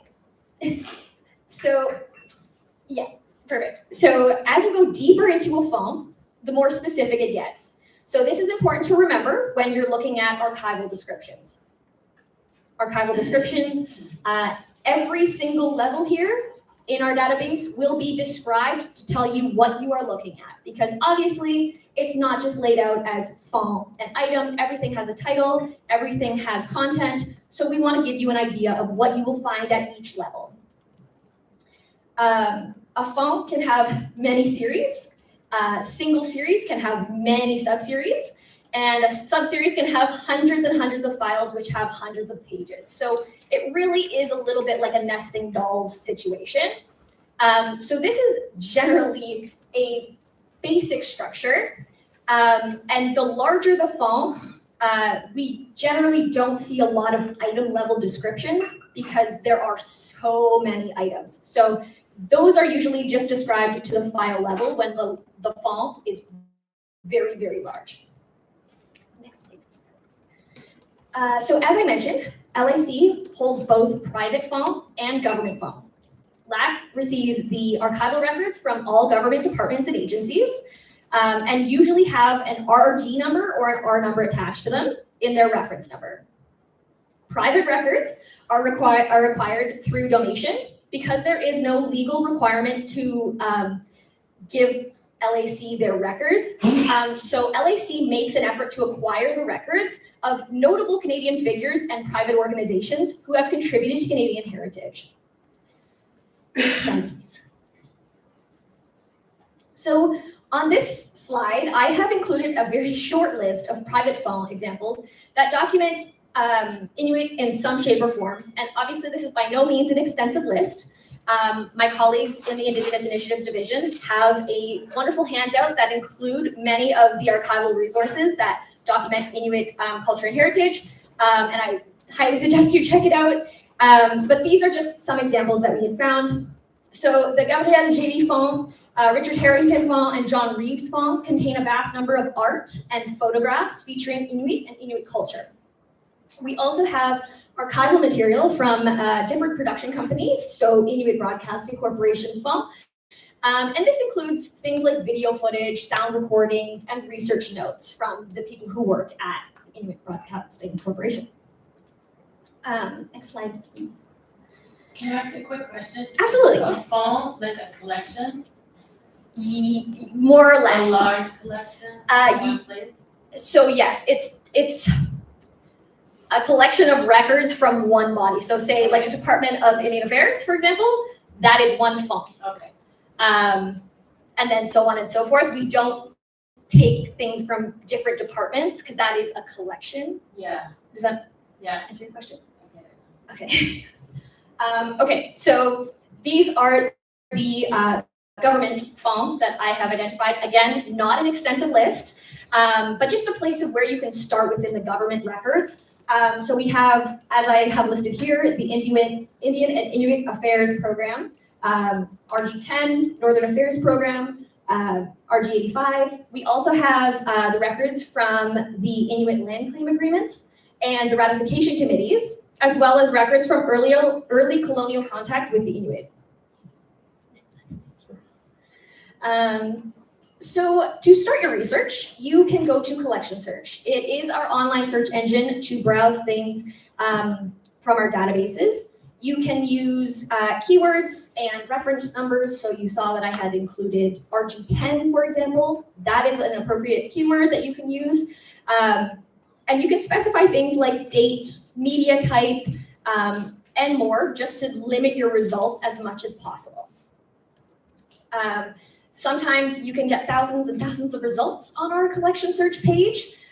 So that can be kind of difficult to sift through. So we highly suggest using as many details as possible. Next slide, please. So on the left, you will see an example of the advanced search page. So it includes different fields where you can search for multiple keywords, multiple phrases, or you don't want to see in the search results. So you can play with these and add different things to these, and it will pull the results accordingly. If you would like to see just archival material in the database section, that drop down, it's just like under that big gap there, kind of small, I'm sorry. But under the database drop down, you can select collections and font, and that will just show you the archival material. On the right side, you will see an example of the results page. So for this example, I used RG85 and Inuit. RG85 is the Northern Affairs Program records, and I searched Inuit, just as a very broad topic. And we pulled 3,052 results. So that's a lot of results to sift through. So once you are on this page, you can further limit your results on the side by identifying the date of the records you would like to look at, whether or not it's available online, and the type of material that you are looking for. So if you are looking for photographs, you can select photographs to look and see what we have for our photograph collection. If you're looking for textual materials, reports, things like that, you can select textual material and it will pull up all of the textual material for you. It'll pull up the archival descriptions, not the actual textual material. We'll get into access in just a minute. Next slide, please. Okay, so as I mentioned, you can narrow down your search using keywords, changing your keywords, identifying the reports of accidents, land claim agreements, and things like that. We have a variety of ways in which you can isolate those results. We can also isolate by hierarchical level. So going back to our font, series, subseries, file, item, you can isolate your searches based on that. So a few things to note when you are searching in this database. You should consider using alternate names as keywords. A lot of times we have phonetic spellings. And so there can be some discrepancies in how it was spelled over time, any given community name or any given person's name. And while we are trying to correct that, there are a lot of records to go through in order to correct every single one. So there may be some spelling variations, and that will pull different results when you use those spelling variations. And also to keep in mind the societal perspective in which the records were created. Government archives have a colonial perspective. It's just embedded in it. And so it's important to keep in mind that type of language. Obviously, we have done a lot of work in identifying and addressing any culturally sensitive and harmful language, but that can still be seen in a lot of the records. So it's just something to keep in mind when you are doing the research. And I would also like to mention, on here, I have included online availability. There is a button for online availability in the corner there. That will show you what is online on collection search. But we also have a partner site called Heritage Canadiana that has so many microfilm reels that have been digitized and include textual materials from various government departments. And oftentimes it won't show up on our collection search site, but if there's a microfilm reel number and it starts with H, T, or C, you can type that number into our partner website and it will pull up any microfilm reel that is associated with that. So next slide, please. Okay, so restricted records. So some government records are restricted by law. This means, though, that you can submit access requests under both the Access to Information and the Privacy Act. And while the government records may be restricted by law, the private records aren't subject to the same laws. So there can be donor restrictions that are in place, whether it's, I want this file closed 50 years after my death, or I just need the user to ask permission to see it. So what I do as a reference archivist is help you navigate those restrictions and help you to fill out the forms and contact the correct people in order to see that material. We can go to the next slide, please. Mentioned, we can advise you on the type of request that you may need to submit according to what you are looking for and your purpose of your research. We provide these forms and tools that may help you in your research. And we generally just answer questions about your research, anything and everything, we're here to help. Next slide, please. So we have some resources and tools. I have here listed Indigenous history. It's a page that contains information on the material in the collections pertaining to First Nations, Inuit, and Métis Nation peoples. It also includes links to our databases, digitized documents, and thematic guides. So on the Indigenous Histories page, you will also find links to We Are Here Sharing Stories, and I believe Listen, Hear Our Voices. So this is kind of like a top level place where you can go and look for those things as well. We also have a page that is specific to Inuit genealogy, and it provides you kind of an insight on how to start research at LAC for your Inuit genealogy research. The file history cards, the tools, it essentially keeps track of the file numbers of the records and keeps track of the way they were transferred from the Department of Indian Affairs to LAC from 1872 to 1984. This is helpful because, as you can imagine, there are a lot of records. They are numbered in various ways. It's changed a million times over the decades. And so it can be kind of hard to navigate these records. So this is a really helpful tool in trying to navigate that. But again, obviously, we are happy to help you in any way that we can. And as a last resource, but it's not included on the slide, there is me and Indigenous Reference Services and generally the Reference Services team. We are happy to help. We are here to help. This is what we do. You can come to us with your research questions, just, general questions about the types of information we have, and we can help kind of guide you on what you're looking for. So with that, I have left some handouts on reference services in the back. I have also left my card. Please feel free to reach out to me via email. Yeah. I'm just wondering if you have a live link that you could walk us through for Inuit genealogy, like for some names in and show us how it works? Yes, so I can do that after just like the second presentation, if that's okay. Okay. You can go ahead now. I can fill in. So for the Inuit genealogy page, for right now we have the census, the 1931 census, which is a very large genealogical tool that we use. And right now it's not nominally indexed, but we can go back to the 1921 index and it will be listed.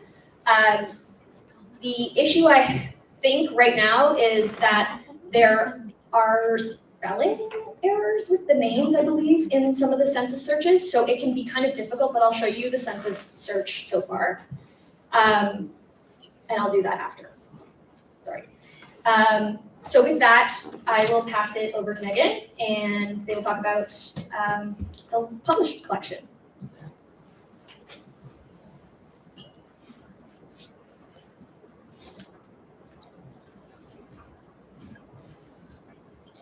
Can everyone hear me? Okay, I have one of those voices that disappears into the mid-range. So if ever you can't hear me, just let me know. So yeah, as Brooke mentioned, I'm gonna talk about our published collection. And I think our published collection won't be a super mystery to lots of people. I'm sure that you, as authors and writers, you've probably used books a lot. You've written books, they are in libraries, you've been to libraries. So it won't be a bit of a shock. But Library and Archives Canada is a bit odd in terms of our collection as a library. So I'll just go over what published material is, because it seems obvious, but there are things that you may not have thought of before. So an item is considered published when it's intended for sale or public distribution, and it's generally made in multiple copies, so it's not unique. Books, of course, we all have used those, we have seen them here, but also things like newspapers are an invaluable source. I'll talk about those a little bit later, but even things like records and CDs, atlases, the hiking map that we got, that's a published item as well. We have all of that sort of stuff in our collection. Next slide, please. And I wanted to talk a little bit about how we collect this material and how we have collected this material. So the published what is now Library and Archives Canada and used to be the National Library of Canada, started only in the early 1950s. So the Library of Parliament donated about 3,000 items to us. And that was because they had them shelved 2 or 3 deep, basically, at their library. So they basically cleared off their shelves, sent them over to us, and we've built the collection since then, mostly through legal deposit. Right now, we have over 20 million books in our published collection, and that isn't including the items that I talked about before, like maps or sheet music, government reports. So there's an absolute wealth of information there.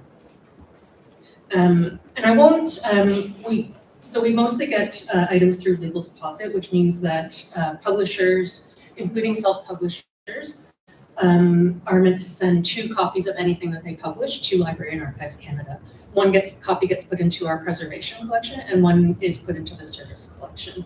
If you have any more questions about legal deposit or self-publishing and depositing books, just let me know. I don't go into it more in this presentation, though. So now that I've talked a little bit about the context, does anyone have any questions before I go on about what our collection is and what you might find there? It's not so much about what your collection is or what you might find there, but you said you have an Indigenous services section? An Indigenous reference services. Reference services. Yeah, so Brooke is that new or has that been there for a while? In its current capacity, it is new. Okay. But we have been trying to build it slowly, so it really is picking up now. Okay. It's picking up more speed now. Okay. So we can expect to hear more from that. Oh yeah. As Northerners. Yes. Okay. Yeah. That's the hope. Okay. Yeah, and that's coming up here has definitely been, I think for me, actually preparing to come here was a real eye-opener, because a lot of what I'll talk about later depends on interlibrary loans. So I contacted Keith Johnston. Well, I didn't contact him purposely, but I ended up talking with Keith Johnston at the public library, and there isn't the capacity to run interlibrary loans here. So that's a main point of access for the library community in the South that I just kind of took for granted. And I think that happens a lot. And I think doing visits like this and preparing for visits like this has certainly changed my mind about what access is, for one thing, and how we can provide better access. And I'll mention that a little bit more when we get into the newspaper conversation, but when I talk about newspapers a little bit. But yeah, I'm glad that the conversation has opened, and I hopefully will keep going. I think we've all been all the LAC people have been very enthusiastic about being here. Did you have a question? Yes. Inuit, can you explain more about Inuit genealogy? It's not a word. Sorry, I didn't catch what genealogy means. Oh, what genealogy means. What it entails. Yeah, sure. So genealogy is kind of like family history. So it's through census records, which I think are hit and miss in in the northern regions. But it can also be, there are other fonds or there are other collections in fonds at Library and Archives Canada where names have been recorded.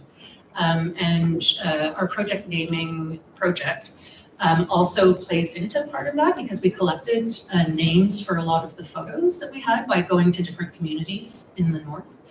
And so that genealogy is just a word that we sometimes use to replace family history. So it's finding your ancestors, tracing your ancestors through various generations. Does, if I want to find my history about our ancestors, where can I? Okay, so that genealogy is a little bit outside of my purview, like a little bit outside of what I know. It's really its own, it's kind of a complicated area. So what I would suggest, so Keith at the public library here in Iqaluit was talking about having an Inuit, like having a genealogy session at the public library. And I suggested that he get in touch with we have a team of genealogy people who know what they're doing better than I do in that area.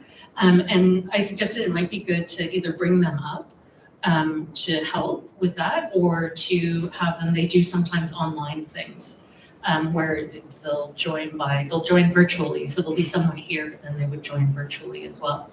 But what I can do is take maybe your name and information, and I can send it to our genealogy team, and they could get back to you by letter or by fax or by however would be most convenient for you to hear. So my memory is hit and miss, so grab me. Make sure to remind me to grab your information. I can help with the genealogy question. So the Nunavut Archives for the territory, they've started work on Inuit family history. So if you contact the Nunavut Archives, their team can help and they can actually talk to Library and Archives Canada for you. And they can point out resources as well. Can I give you my email address? Yes. Thank you. No problem. So this is keyword searching, and so Thank you. oh, you're welcome. So I'll talk a little bit about keyword searching. So Brooke talked about collection search, which is the main database for our archive collection. This is the main database. It's Aurora. It's our main catalog for our published collection. And it works pretty much like most other library catalogs. So I feel like a fair number of people had done archival research. Have a lot of people done research at their local library or a school library as well? Less so. Okay, that is interesting. I think this is the first room I've been in where more people have done archival research than published research. That's great. So I'll talk about keyword searching. So keyword searching, like we're all familiar with this, it's a very Google kind of searching. You have your keywords, you type them in. That is really useful if you're working in a catalog or if you have an uncommon name or an uncommon title word, for example. Like if you tried to put Canada in here as just a regular keyword, you would get 1.7 million results, which is not useful in any way, shape, or form. So sometimes doing keyword searching is not very useful. As well, if you're new to a topic and you're not really sure about how other people have talked about it, throwing some keywords in here and seeing what comes back can be really useful. So you always want to start with keywords that you know about your topic. What do you know about it? If you get back a lot of results, too many results to go through, maybe look through those records and see what the commonalities are and refine your search, go back into doing your search again. Just a caveat though that Aurora does not work like Google, so it can't read your mind. The algorithm won't take your words and understand the context of them and bring back the websites that you think are the algorithm thinks is most important. So sometimes I will go to Google and throw in, if I'm not having any luck, I'll go to Google, I'll throw in my keywords, I'll see what comes back, and if I get better keywords, and then go back and forth between the catalog and Google depending. But if you'd like to do more, next slide. So if you wanted to do more specific searching, I'll talk about indexes or advanced searching. So indexes is kind of a fancy word for lists of specific pieces of information. So in this case, you're telling, if you ignore the keyword line, you're telling the machine to look just in the list of titles or results that you get generally, and it can make sifting through them a little bit easier. So the first line, you can see beside the word keyword, you can click on the down arrow. And aside from title and keyword, you can pick things like subject, or you can pick things like searching is really useful when you want to search with a popular word. For example, or words, and especially one that could be a name or a subject or a title. For example, the word forget can be a name, it can be the subject of something, it could be the title of something, it could be the name of a publishing house. So if you do just a keyword search for the word forget, you get 5,200 results. If you do just an author search, you get 942. And you'd still want to narrow that down. That's too many records for any human to look through. But you would at least get it down to something that you could then filter. Another good example is the Inuit Circumpolar Council, as a matter of fact. So because if you do, and this is like a slightly smaller example, but if you do a keyword search for Inuit Circumpolar Council, you get 45 results, many of which have nothing to do with this organization. I hope I just had a, did I get the name right? Yes. Okay, thank you. I just had this moment where I was like, I think I might have gotten that wrong. But if you do an author search, for example, for Inuit Circumpolar Council, then you get 22 results. And one of those results is actually, interestingly enough, the conference proceedings of the conference that Marianne was talking about yesterday that was held here in 1983. So we have the conference proceedings of those in our collection in Ottawa. It's also really useful if you want to find out what a publisher has already published. So if you're looking particularly for nonfiction, but fiction as well, if you are interested in finding a publisher, doing querying, if you search by the publisher's name, you can see what they have already published and what they're interested in publishing in general. So you can see if you're working on a book about whatever subject, you can see if they just published a book about that maybe a year ago and so might not be interested in it again, or if they never publish a book about that. And I took a look yesterday at what we have from Inhabit Media, as a matter of fact, and we have 369 records for them. So we have probably almost all of their books in our collection. And so the example that I used here, so looking for, that I have on the screen here. So I have it as a keyword, but if you were to click beside the word keyword and pick subject heading, this is really useful for finding firsthand accounts. So this would be interviews with people. Personal narratives incorporates a lot. So that can be diaries, it can be memoir, it can be letters, for example. So Inuit personal narratives would be the subject heading for that. You can also find interviews by using the term Inuit interviews, and you would get various listings of records for that. You can also, as our colleagues mentioned before, you can search by specific sub-collections, like our We Are Here Sharing Stories digitization programs. Next slide. So like in collection search, we have limiters. So I mentioned the one with the word forget, for example, author forget, you get 942 results. You don't want to look through 942 results. And I'll just, if we go to the next slide, I just excluded 2 of them out. So I think particularly for people who are outside of the Ottawa area, if you look on the left-hand side, you can see format ebook. So that would give you you might be able to access those, probably be able to access those outside of the National Capital Region. Not all of them. We do have some ebooks with digital rights management issues that can only be accessed on site. But otherwise, you might be able to access those. We also have a language limiter. So you can see this is a search for Inuit literature, and you can see that 12 of the books are Inuit.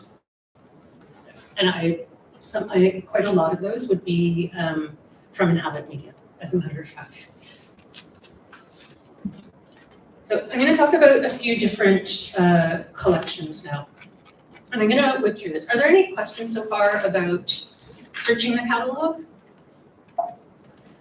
So I just want to say, this would be applicable at many. So if you want to do subject searching at the public library, for example, those keywords, those subject headings would work as well. If you wanted to do it at the Arctic College, those subject headings would work as well. So it's really kind of transferable across. So a caveat for government documents that Brooke already mentioned is that they are records that are created generally by and for non-Indigenous audiences for official purposes. So it is very much the point of view of the colonial government. That said, I think they can be useful for writing in a lot of ways. One of those is fact-checking, if you are writing either nonfiction or you're writing fiction, but you want to jump off from what happens. They're really good for fact-checking. They're really, really good for finding those little details, and realistic details that make writing come alive, such as for scene setting or for poetry, I think particularly has that focus on the detail.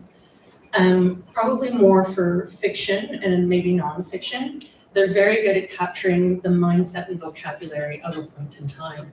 If you're wondering what people were wearing in Iqaluit in 1983, looking at newspapers or looking at photos, talking about reports, looking at government reports, what was the government saying, how were they talking about people, you can capture that. Yeah. Can I introduce? I understand this is because in our paper, the newspaper that everybody reads up here is Inuit News, and they have recently started this 50 years ago today, and so it'll start off with this 50 years ago today. I understand that it was actually from Library and Archives that they got that information? Yes, yeah. So and so another heritage digitization program got funding from Library and Archives Canada, and through that project digitized, I think 1976 to 1978. And I haven't been able to figure out how it's accessible from our website yet. Sometimes that's the last missing piece, is how to get to it from helping with the digitization of that and filling in a lot of they had some holes in their collection, so he filled in from our collection as well. But yeah, I looked at their website, and a lot of the photos that they have have the National Library barcode at the top of them, which made me feel very excited. So the last thing I've got on the screen here is erasure. I don't know if people are particularly familiar with that, but I think government records are amazing for this, because you can take what the colonial government said and then you erase, you pull words out to make it say what you want it to say. And there's a First Nations author who, Jordan Abel, who published a book called 2-3 years ago, and he uses this to really great effect. It's a beautiful, beautiful book, both intellectually and visually, a really stunning book. Can you say that author's name again? Yeah, it's Jordan Abel, A-B-E-L. Thank you. You're welcome. So, yeah. So this is how you would do the advanced searching. I'm not going to go through that because it's something that will be useful to you if you want to search deeply for those. But to talk about annual reports in terms of government documents, this is what a department did in a fiscal year.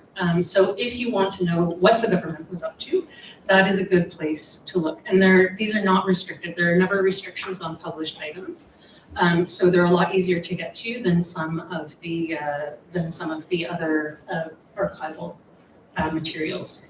The further back you go, the more detailed they are. So I would say for annual reports, starting in about the mid-1940s, they start going from hundreds of pages to maybe tens of pages. And now they're annual reports now are very boring and very dry, which is too bad, I think.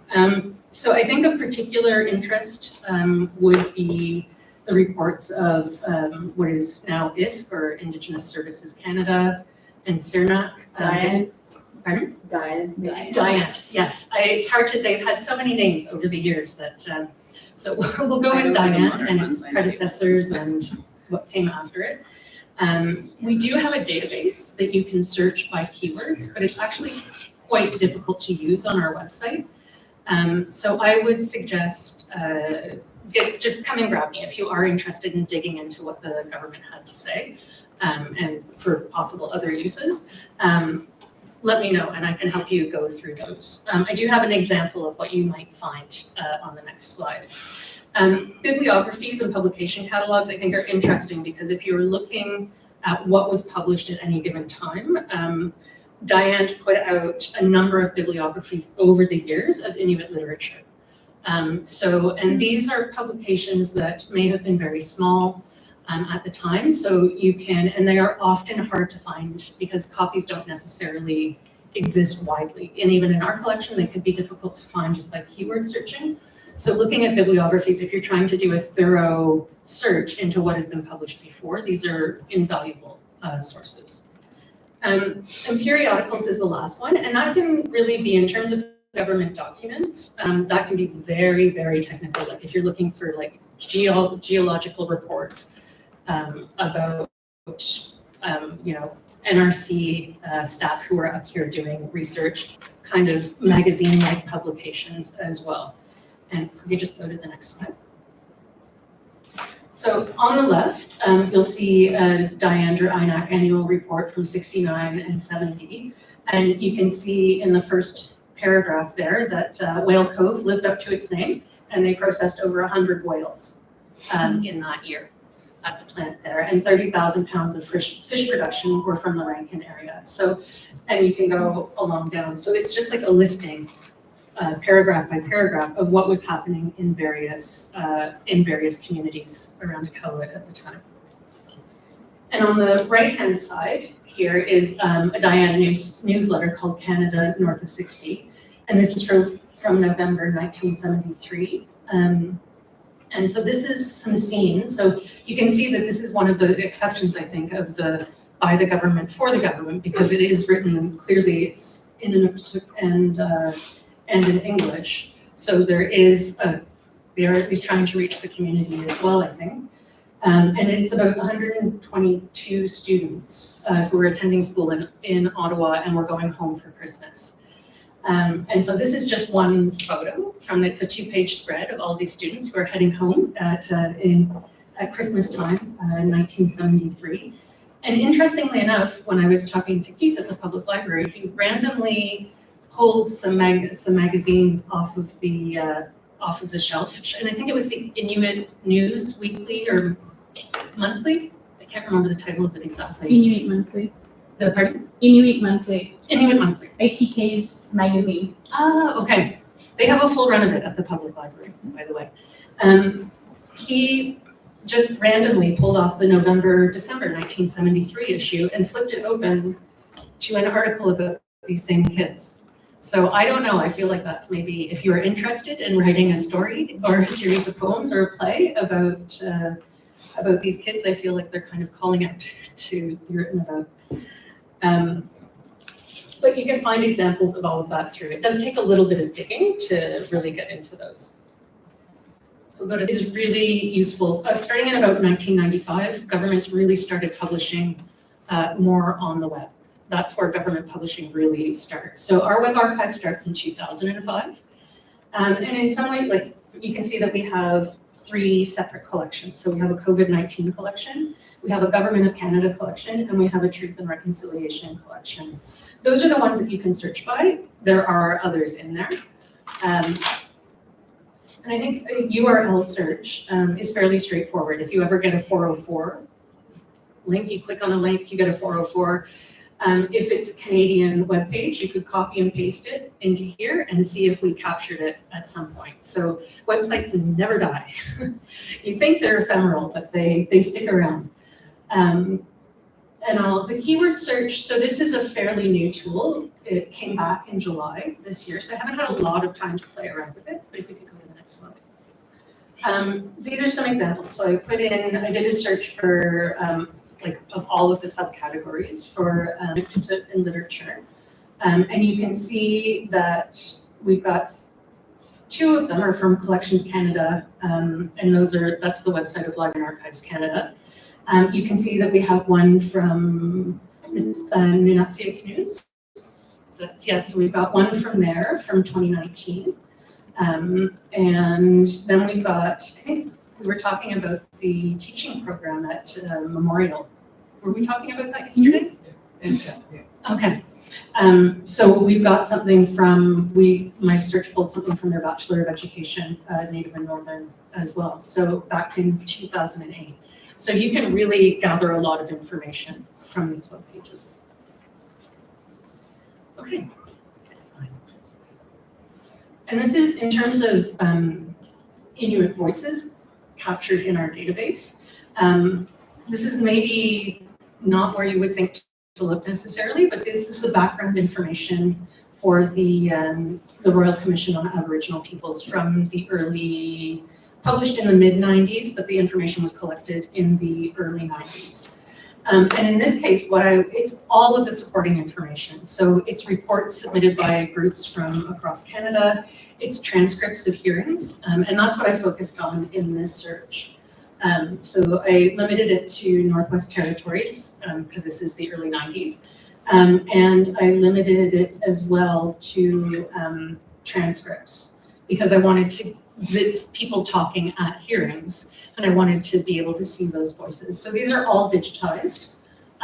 So if your internet access is okay that day, I hear that it doesn't always work if it's raining. We have that problem in Ottawa occasionally as well.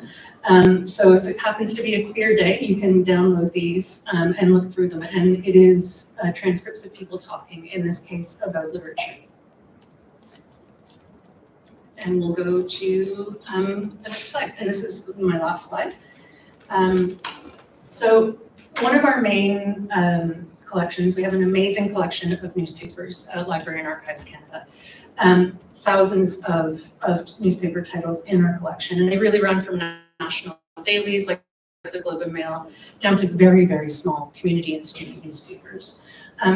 So most of our collection is on microfilm, though we do have some in print, and we're really working on digitization both at LAC and with partners, which provides some access. And newspapers on microfilm was one of the principal ways that we circulated our collection, because microfilm is actually quite hardy when it comes to traveling, the way the print newspapers are definitely not.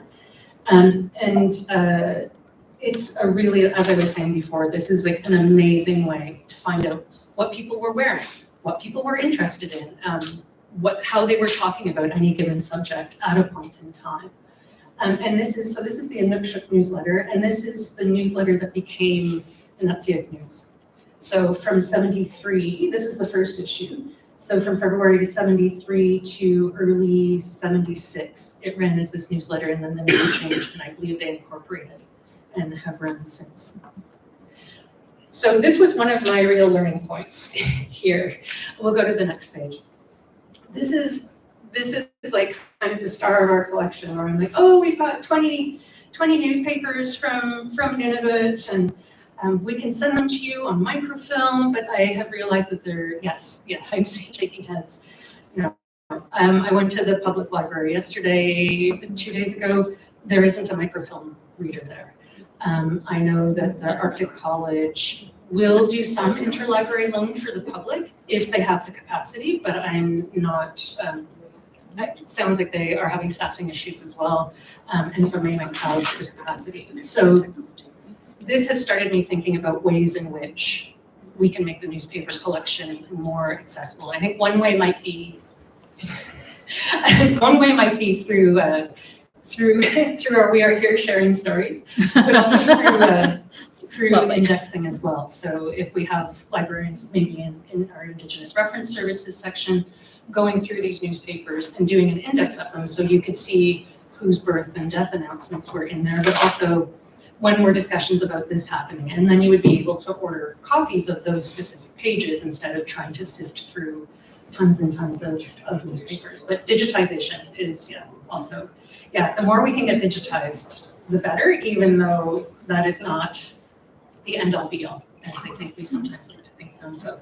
The Nunavut Territorial Archives, which are in Iqaluit, they have a huge collection of Nunavut newspapers as well. It's not as comprehensive as Library and Archives Canada. They don't go as far back, but they do have a good many that if you just email the Inuit Archives, they can arrange to either get copies to you if you're not in Iqaluit, or you can come in and look at them. That's great. Do they have their catalog online? They do not. They do not. Okay. No, it's I'll call and talk to them. It's a work in progress, but they do have, there's a general email for the Nunavut Archives, and the team will get back and arrange either, again, to mail copies if you're outside of Iqaluit, or if you prefer to get them in the mail, or you can go in and actually look at them. Are there any questions or any, I'm not even sure what time it is. It's 2 minutes after. Oh, okay, so, is there time for questions or should we move along? Maybe if we can keep questions short, we just would like to have time for an actual presentation. I know we're running late, I apologize. Sorry, no. If anybody does anybody have questions on this point? There was the question about showing how the genealogy search works. I can sit with whoever wants to look through the census search and kind of go through it one-on-one, and kind of maybe do like a mini reference appointment, sort of, just to kind of get you situated. But we can do that kind of after, or maybe during the break. Those are specific names. Those are rarely quick answers. For the purpose of writing plays, I've always been curious on how to get certain documents that prove that certain events happened. Right. Like specifically correspondence from government to Inuit. Okay. Like that is related to residential school, sending a child away, the dog slaughter, like certain events. And I'm wondering if this is a good place to. Yeah. Some of that might be, I think you could do a two-pronged. If you're looking for very specific letters back and forth, definitely. I would check newspapers for sure, and I would also check government reports. You would be surprised, like the RCMP annual reports might be useful for that. Trying to think of what other, the RCMP, probably the Diane, maybe DND as well, because I know that they had a number of people up here, so there might even be like a CFB newspaper. What's that mean? The Canadian Forces Base news, like there might have been a newspaper, and you can sometimes tease those details out of where you think they wouldn't be. You can kind of tease them out. It's just something that I can't do alone. No, I don't know absolutely. how to navigate through, so I would have to sit down with someone. Yeah. Of course. Yeah. That's specific. essentially why I'm here. Yeah. The correspondence and things that you're looking for would definitely be something found in the archives. So we'll connect and we'll kind of go over what you're looking for, and I'll see what I can do, and I'll get your information, and we can continue on. And if there is a published part, Brooke will shunt that over to me. Melanie has a question. And we, after this, if they respond. Yeah. I believe you have all archives from Hospital Hamilton or Inuit, like us when I was Poland. How could we look into that? Being a patient back in 19. I will be. You said Hamilton, right? Yeah. Hamilton, Ontario. I assume you're talking about the Mountain Sanatorium? Yes. Yeah. So while we do have some records, some health-related records, generally speaking, those at the McMaster Archives in their Faculty of Health Sciences. They have quite a few records on it. Unfortunately, they are still restricted. I'm not sure how access will work. But if I take your information, I can send you the resources that we have found so far. We are working on identifying resources within them. So we want to make sure that, you know, all of the hospitals that took in Inuit patients kind of are made available to you as you conduct this research. So if agency to my daughter Phoebe, plus because I have pictures with my aunt who was a nurse in Hamilton, Maggie Huckey. So that's what I want to get to, to try to get information. Thank you. And if she wants information about her own who's there, you can help her ask, like request for. Any other questions? Okay, well, we'll connect with the people we've said we'll connect with, and, you know, we'll get more information and talk to you a little bit more. I don't know when the next break is, but I will be also available to do kind of like a mini quick session on Inuit genealogy and searching the census records. But yeah, thank you so much for having us. It was really great to be here, and I wish you all a great day. Thank you. Are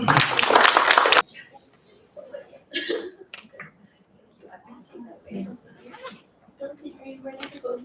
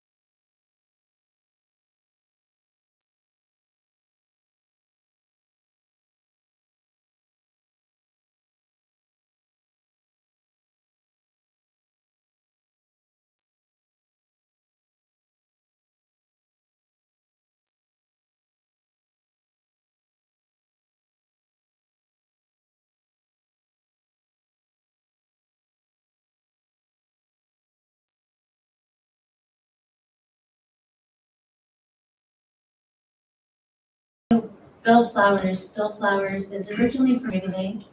He's been, there we go. I'll go like this. Thank you. Bill Flowers, originally from Wrigley, Nova Scotia. And he's written a book during the pandemic period, which I'm quite impressed at. He's written a book called Olaf's Story, and he's here. Bill Flowers.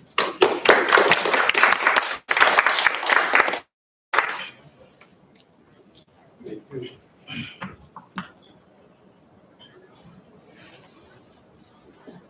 Probably going to pull this down completely. Here, maybe if I could just pull up the other notes instead. Just don't put the mic towards you.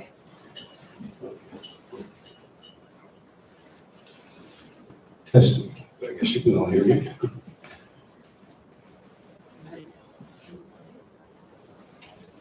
Good. Well, thank you, everybody, and I want to welcome a special guest, James Murdoch Flowers, who's my grandson, and his dad, Joseph Flowers. So I'm really happy that they're here. So thank you. And I would like to thank Patsy and the ICC for bringing me up here for this opportunity, which I think is really cool. And like we talked about this morning, hopefully maybe there's something will come out of it in terms of perhaps some organization that may come down the road. So we'll see how that goes.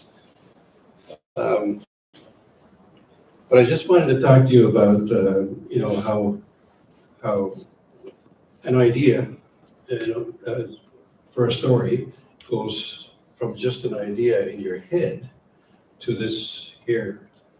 And it wasn't easy, not by any means.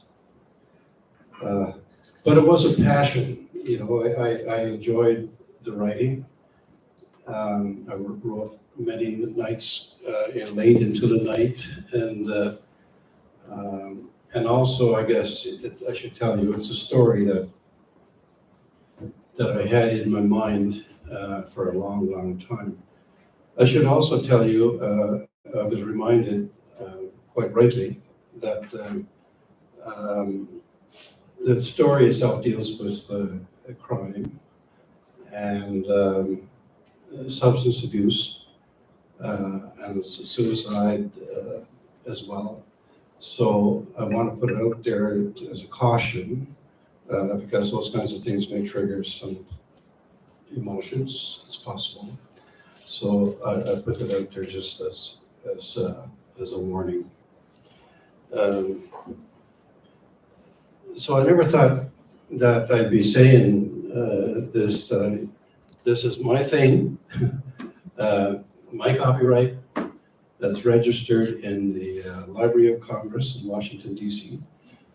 And it's been a bit of a journey, I should say, a bit of a journey through Olaf's mind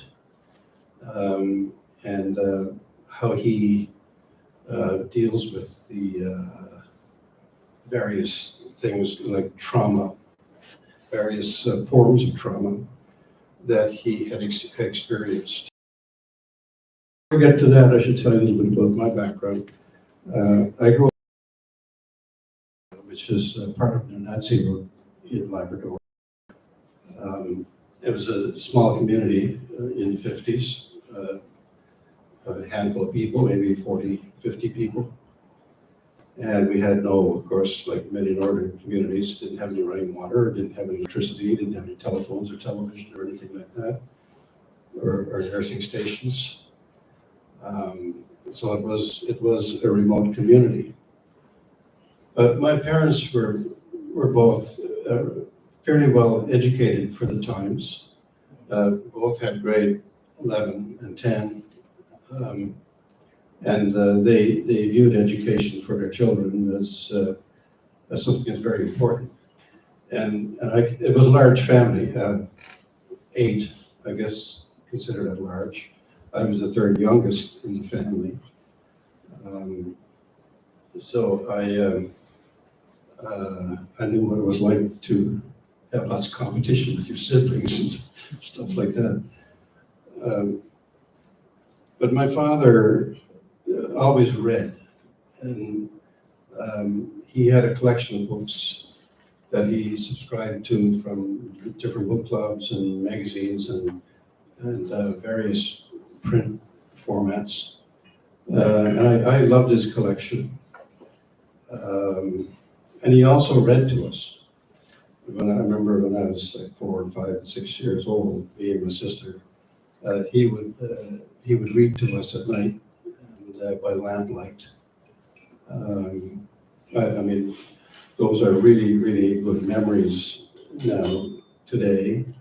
And I appreciate what they did, what my parents did to kind of instill the idea of reading and the necessity of it in the kids and in us children. So I didn't appreciate it at the time, but now I do. But the first novel I read it was a story based in Labrador. It was called The Land God Gave to Cain by Hammond Innes, who was a British novelist. The land God gave to Cain, I don't know, anybody ever hear that expression before? It was created or said by Jacques Cartier when he saw the coast of Labrador and the cliffs and the rocks and the harsh coastline. He said, this surely must be the land God gave to Cain. So that expression stuck with Labradorians for a long, long time.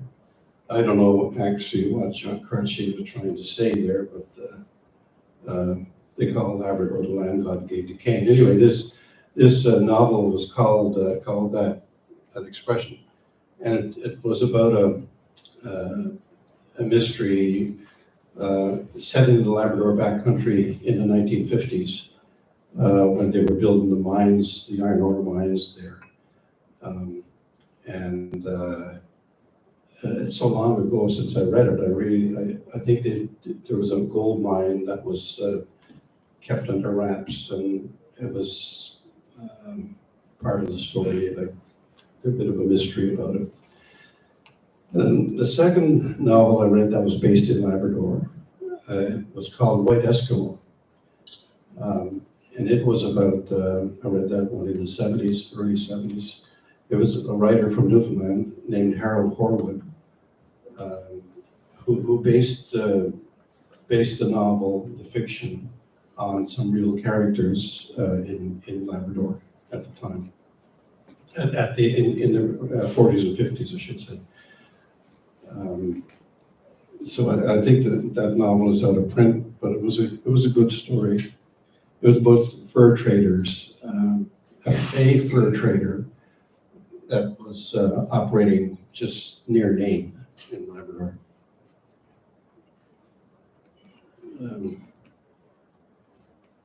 So even though I major dislike for school, I didn't like school, not one. And we of course had to go to school. We were told you had to at least go to school until you're 16. If not, you would lose your family allowance. So we all kept, that's why I say I didn't appreciate or understand the value of reading at a young age. I do now. But it was, I struggled through school, through all school, through elementary, to middle, to high school, and to my years in university. It was just a plain struggle to me. But through it all, I learned how much value there was to reading, and I've become a big reader. And I think I mentioned yesterday in the group that we had here, Stephen King, this is one of the things that he said, was that if you want to be a writer, you have to read. You can't otherwise. Reading is the first basic thing you have to do if you want to be a writer. I think I believe that. Yeah. I mean, I've read a lot of Stephen King. Some of his stuff I don't like, but a lot of it I do. So I guess the question is, why would someone like me, at my age, at 70, sit down and write a novel? Like Patsy said, it was during the pandemic. It was about 2.5 years ago I started it. And I worked my way through it and found a publisher. This book ended up being self-published, which was also a pain. A pain in the ass. I shouldn't criticize Friesen Press was the name of the group from British Columbia, and I shouldn't say too much bad about them. They did a good job. They provided me with editorial service, and I didn't always agree with what they were coming back with, though. At one point, because I was paying for all this up front, that's how self-publishing works. You're going to get your book published if you're going through self-publishing, but you have to pay the money up front. So at this point, I can assure you that I have not recovered the money, the money that I've invested in this book. Anyway, I didn't write it. It wasn't about the money. When I did write it, it was about a passion and a story that I wanted to tell. But I told the editors at the time, I said, I'm not if this is self-publishing, I'm not a salesman. I'm not going to go door to door selling books or anything else. It's not my nature. I'm an introvert, simple as that. I mean, it was a big struggle for me to come up here and talk to you today. It's just, that's how I am. It's not me to go out selling. Yet, that's what you got to do effectively when you're making that sale, and it's not something I'm good at. Other people can do that sort of thing much better than I can. So self-publishing has its drawbacks in my experience, but I would love to deal with a traditional publisher and see how that works, to get away from some of the issues that drag me down in terms of the self-publishing side of things.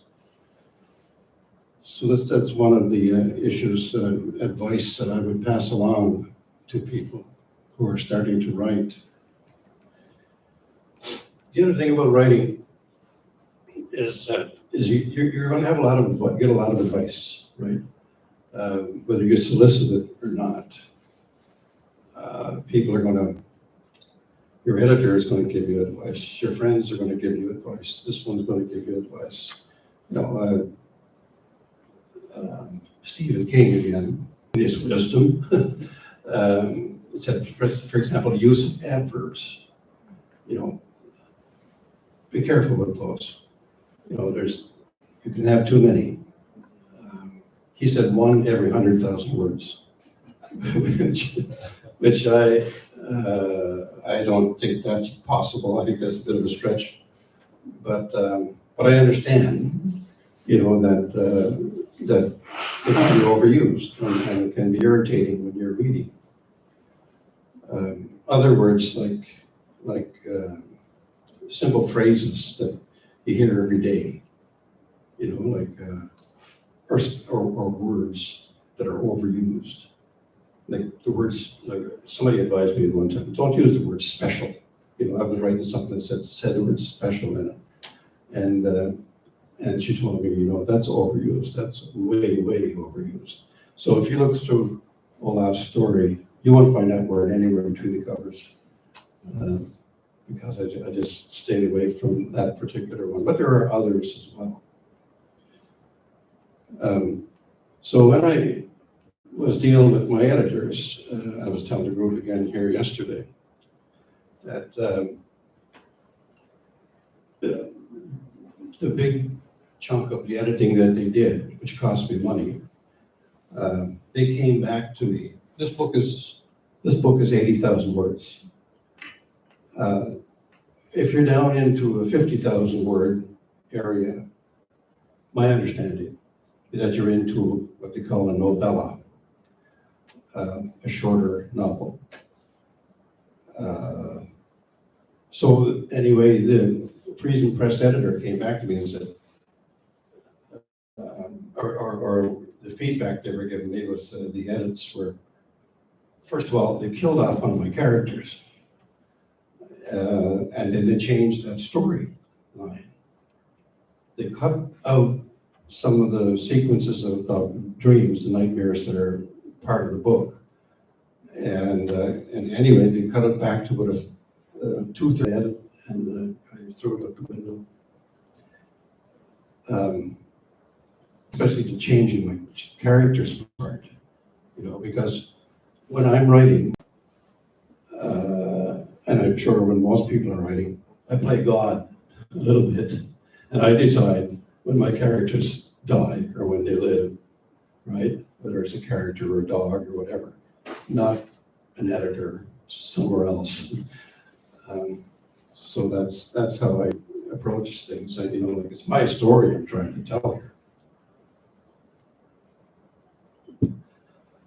But the advice you get, I mean, some advice you'll take, and some you won't. Some will piss you off, like it did for me. And excuse the language, James.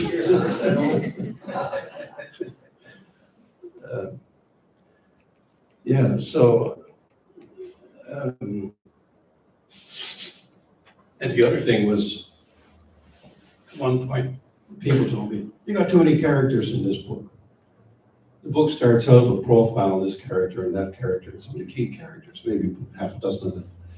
And as I go through, there's some that, perhaps had a smaller role in the book, but I give them a name. And so people have to think about, when you're reading, how is this character linked in, and they get it mixed up with some other character. So it's a good point. And I did change some to some extent, or made a character without any name, so I didn't have to create that confusion. But the story, again, it is what it is. I mean, it stands on its own, and I don't like anyone telling me how it should be changed. But I mean, I'll take advice when it's good and when it's well-meaning, but anyone who's going to kill off my characters, no way. Anyway, I just used an overly used expression there. Can anyone know? Tell me which one it is. Anyway? Hey? Anyway? No. Anyone else? It is what it is. Yeah, it's overly used, and I just use an adverb.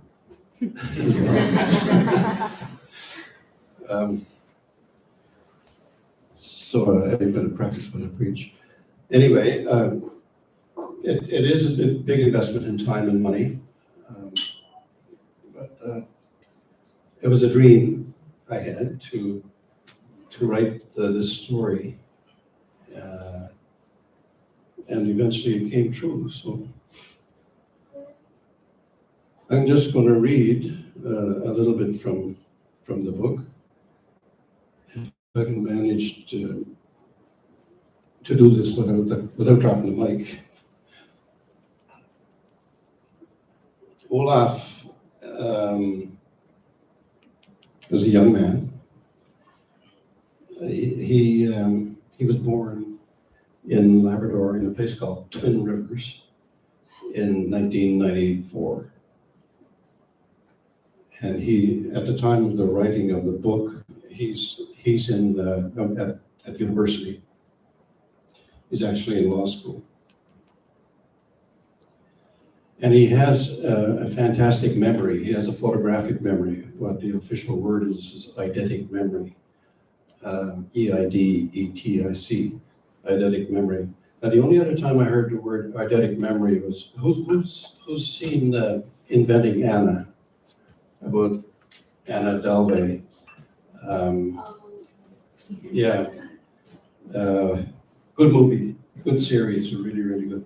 Anyway, that's the only time I ever heard the word eidetic used, other than myself using it in this book. Because she claimed in there to have eidetic memory. It's pretty cool.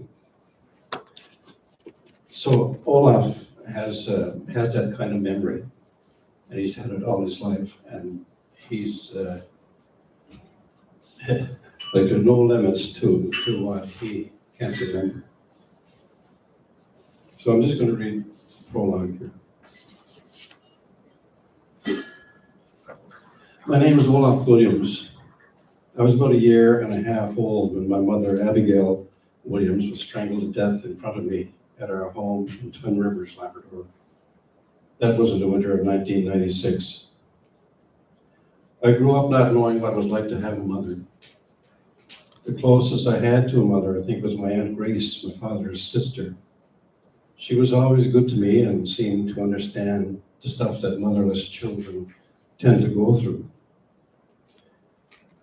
Looking back, it seems that most of the time I felt like someone who was pushed out to sea in a rowboat and told to navigate without oars or a compass. Whether that is a fair characterization or not, I don't know, but it is how I felt.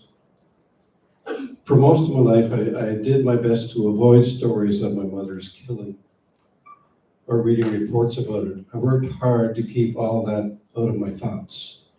It only brought on nightmares.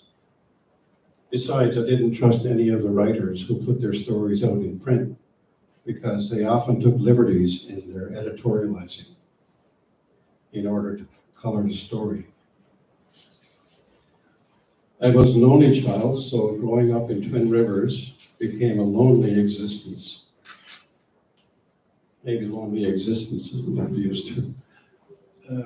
I don't know if one is born an introvert or if a person is conditioned into becoming one. But it seemed to me that my early life experience were a breeding ground for introverts. I had and still have to fight all the time. It doesn't give me any pleasure to tell you that many folks considered me a misfit in the school and in the community. But when I left Twin Rivers to go to university, certain things happened that put me on a journey that would bring about some profound, life-changing events. During that time, opportunities came that encouraged me to be a bit more open and to talk about the deep darkness that seemed to flood my brain. No one could have prepared me, though, for where this would lead. My encounter set off a chain of events that compelled me to tell the story of what really happened to Manoa and the many people who were connected to her. I felt it was the very least I could do to honor her memory. In the last couple of years, I realized that I knew enough about my mother's life and her death from personal knowledge, police and newspaper reports and court transcripts that I could put pen to paper and start to tell her story. The papers and assignments at record speed and not some free time. I also find that my thoughts keep returning to the events that were set in motion 7 years before. But as you will find out, this is not only my mom's story, but also the story of several people who impacted her short life and mine. That's Olaf Williams in Halifax in April of 2019.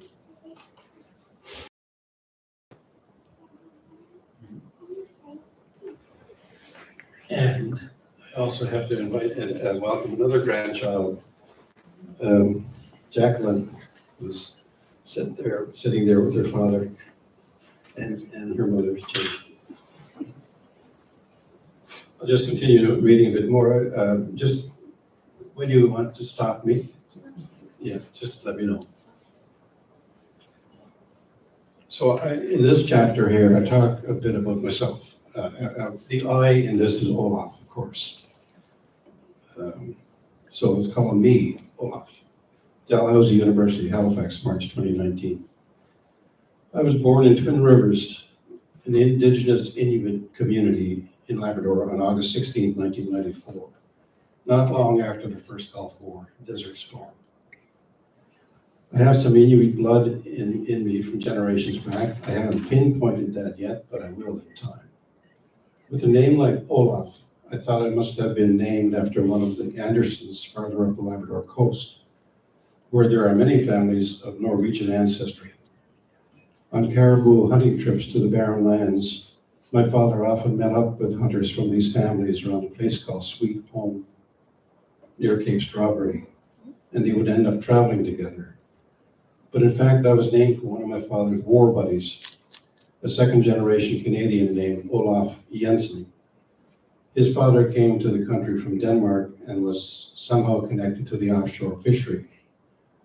I'm told that the elder Jensen, a fellow named Canute, came over to train fish plant workers. He met a pretty girl from one of the fish merchant companies and became a Canadian as soon as he could. Olaf was their son. Sadly, Olaf was killed in the war when his vehicle came into contact with an improvised explosive device a week before Desert Storm ended. I guess my old man thought he would honor his friend by naming me after him. I have a photographic memory. I'm not bragging about this, just stating fact. That didn't become clear until I was given some kind of a memory test by the school board when I was in grade 5. They said it was an ARCA test, ARCA. The test, an assessment for recall and cognitive ability, was developed by some shrinks at Johns Hopkins University in the 1970s. The results of the test and a later report by the psychologist administering it concluded that I had exceptional recall ability. The report mentioned photographic memory.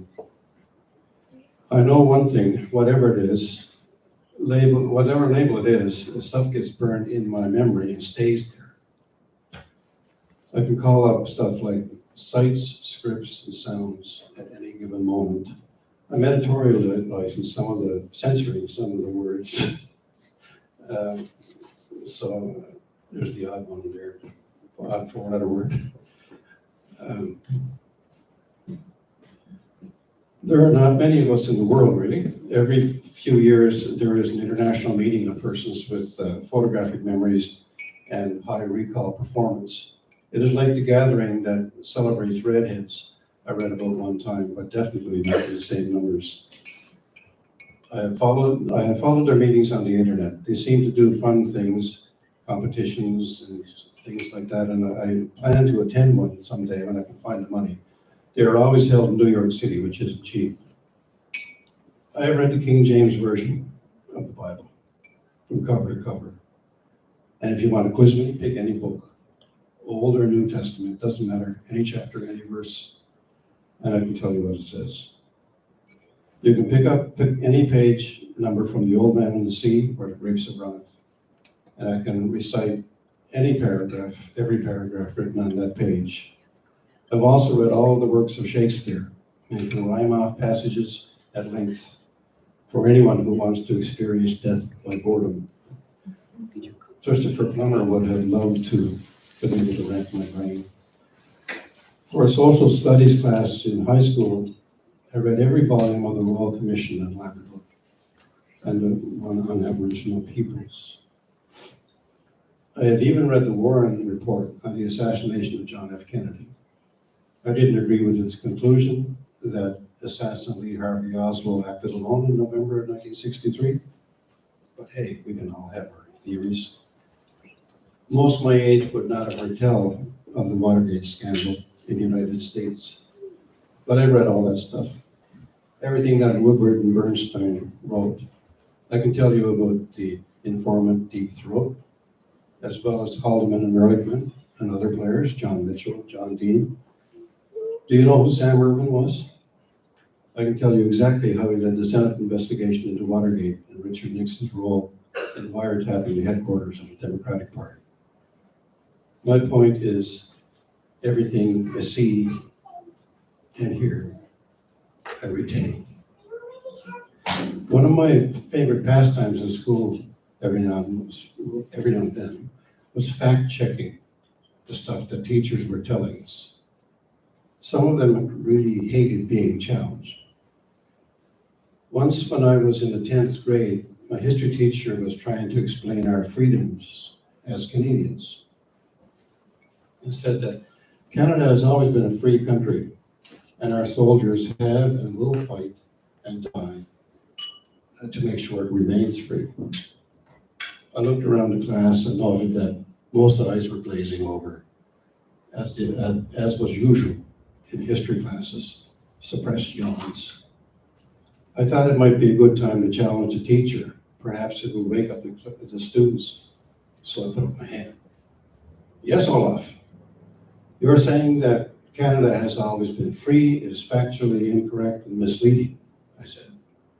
The teacher's eyes came wide open. He wasn't smiling. We like to think we have always been free, I continued, but in reality, we haven't. Okay, the teacher said, class, perhaps should let Olaf have a chance to give us some lessons in history. Do you care to tell us, to share your knowledge at a time when Canada has not been free, Olaf?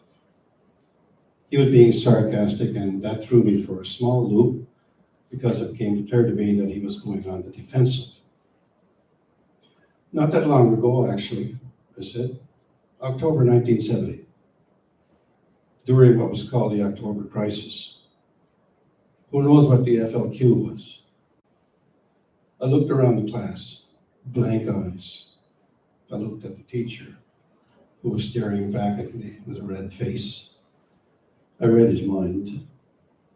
He was struggling to remember what FLQ meant, if in fact he ever knew what it meant. So I continue. The FLQ was a militant organization in Quebec whose goal was Quebec independence. Its name was Le Front de Fédération de Québec. And in 1970, they kidnapped the Quebec provincial government minister and a British diplomat. They murdered the cabinet minister, but the diplomat was released after being held for a month and a half.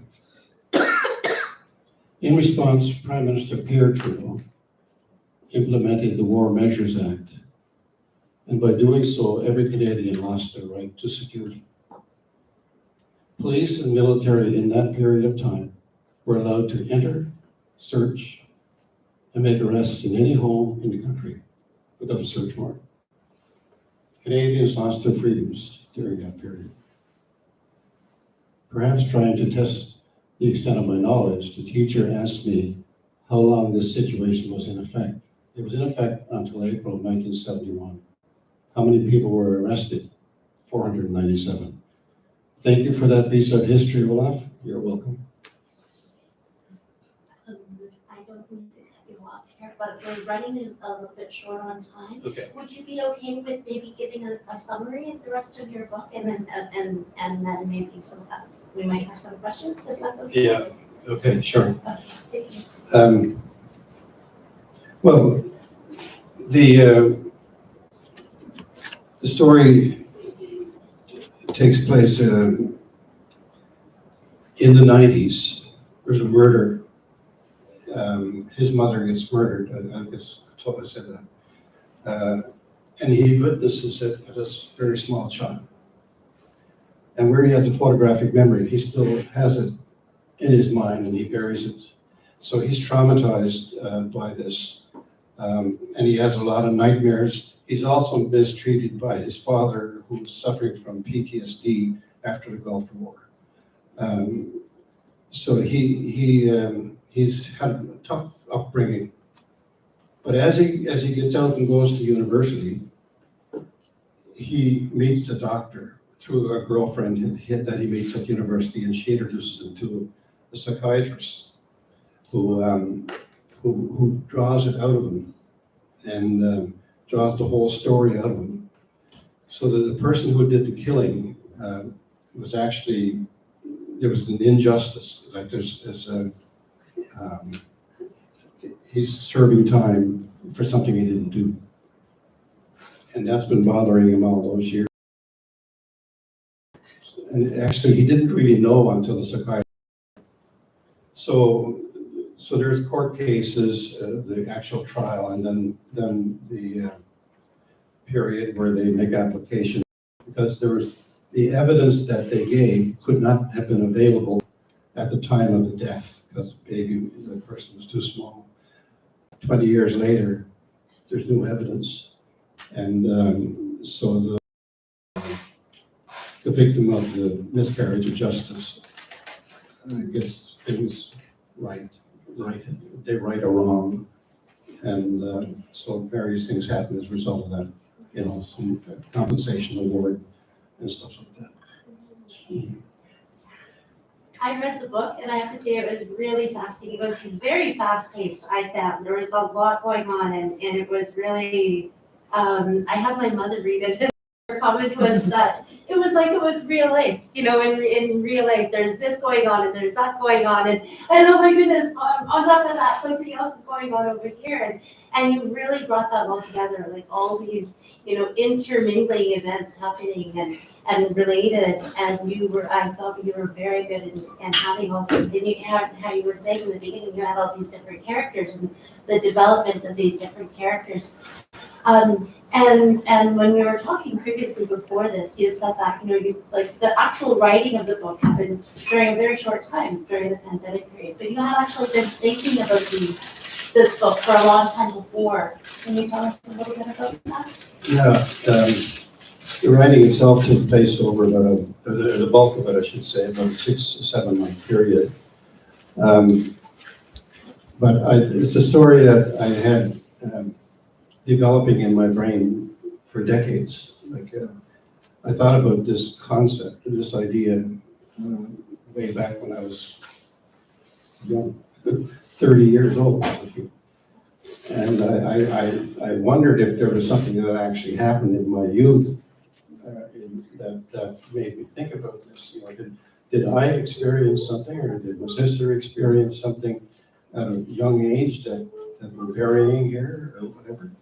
I don't know the answer to that,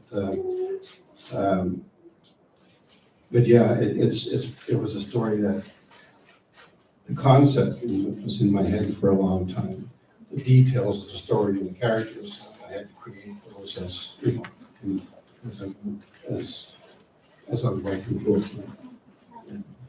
I found this really interesting too, and this is something that I was wondering about later, because of the time that you wrote it, like, we've talked, we're dealing with uncertain times. Mentally, it was very hard on a lot of people. But for you, I was curious, you managed to accomplish writing a novel during that time.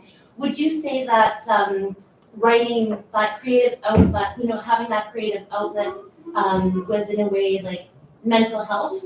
Like, did it help you during the pandemic period at all, just to have that creative outlet?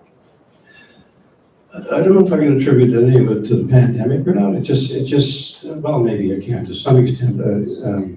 I was less to benefit my mental health, but actually it does. I mean, it's a thing that happens. I find it very therapeutic, right? But when I sit down to write, it's writing more to get an idea out there. It's more of a passion. Yeah. But it is therapeutic. It obviously, because I don't only write. This is my first novel. I'm working on the second one.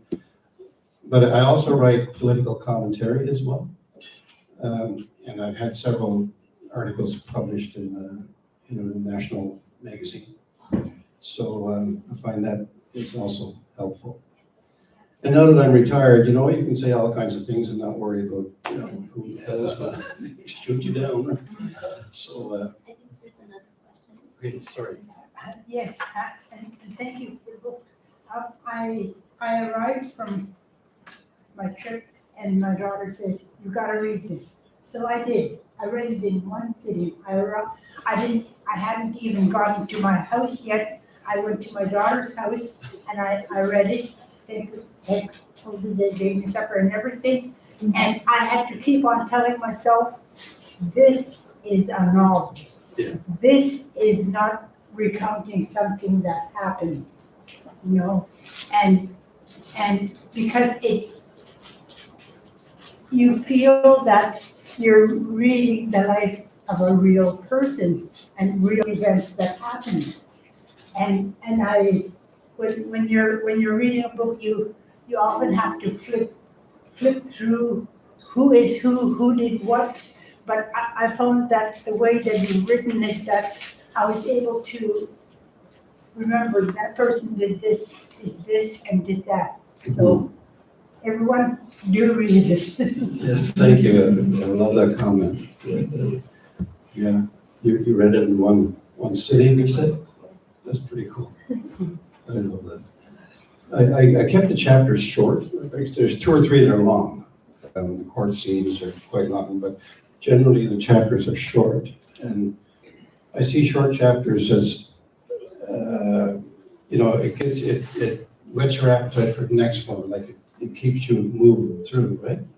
So any of you read Dan Brown's, I didn't pattern after Dan Brown, but you know, the Da Vinci Code, they're all short and it keeps you moving through. So I kind of like that process. But you know, the writing too is you come to love your characters. You know, you just do, even the criminals. Maybe not so much the criminals, but your key characters. And one of the characters in the book here is a First Nations guy from the island of Newfoundland, and he leads the investigation to overturn the previous conviction. And you know, you love him, you know. So, and his girlfriend, you know, when he meets his girlfriend, she's just a real sweetheart, right? It's all part of my imagination. Yes, sir. So do you have an eidetic memory then? Do I? You have, yeah, you. Well, What was it like to write that? Hey? What was it like to write a person with that? I'm not sure how it was going to be proven, because they had to prove it when they went back to court, and how they brought it out where the baby witnessed this thing. So how are you going to? So the doctor, Dr. Lau, her name is, she's a really good psychiatrist, and she puts him in a trance, and he revisits the thing, and she also does a test on him.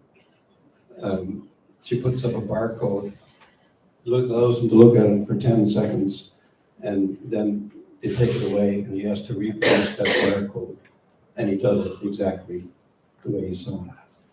So it was a challenge to write it, but it was fun.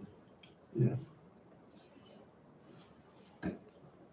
What are your plans do you have plans for a next book? Yes, I do. I'm working on, I'm trying to frame out a novel now, which is probably an old topic and maybe too much been written about it, but it's a serious topic too. It's on sexual abuse. So I don't have enough done that I can really talk about it yet, but that's the general area. I'm trying to put some new angles in that are not talked about a lot. That's wonderful to hear. I look forward to, like I said, I enjoyed your first book, and you know, if I see the opportunity to come up with another book, I look forward to it. Yeah, good. Okay. You'll be first on my list. Thank you, everybody. Thank you.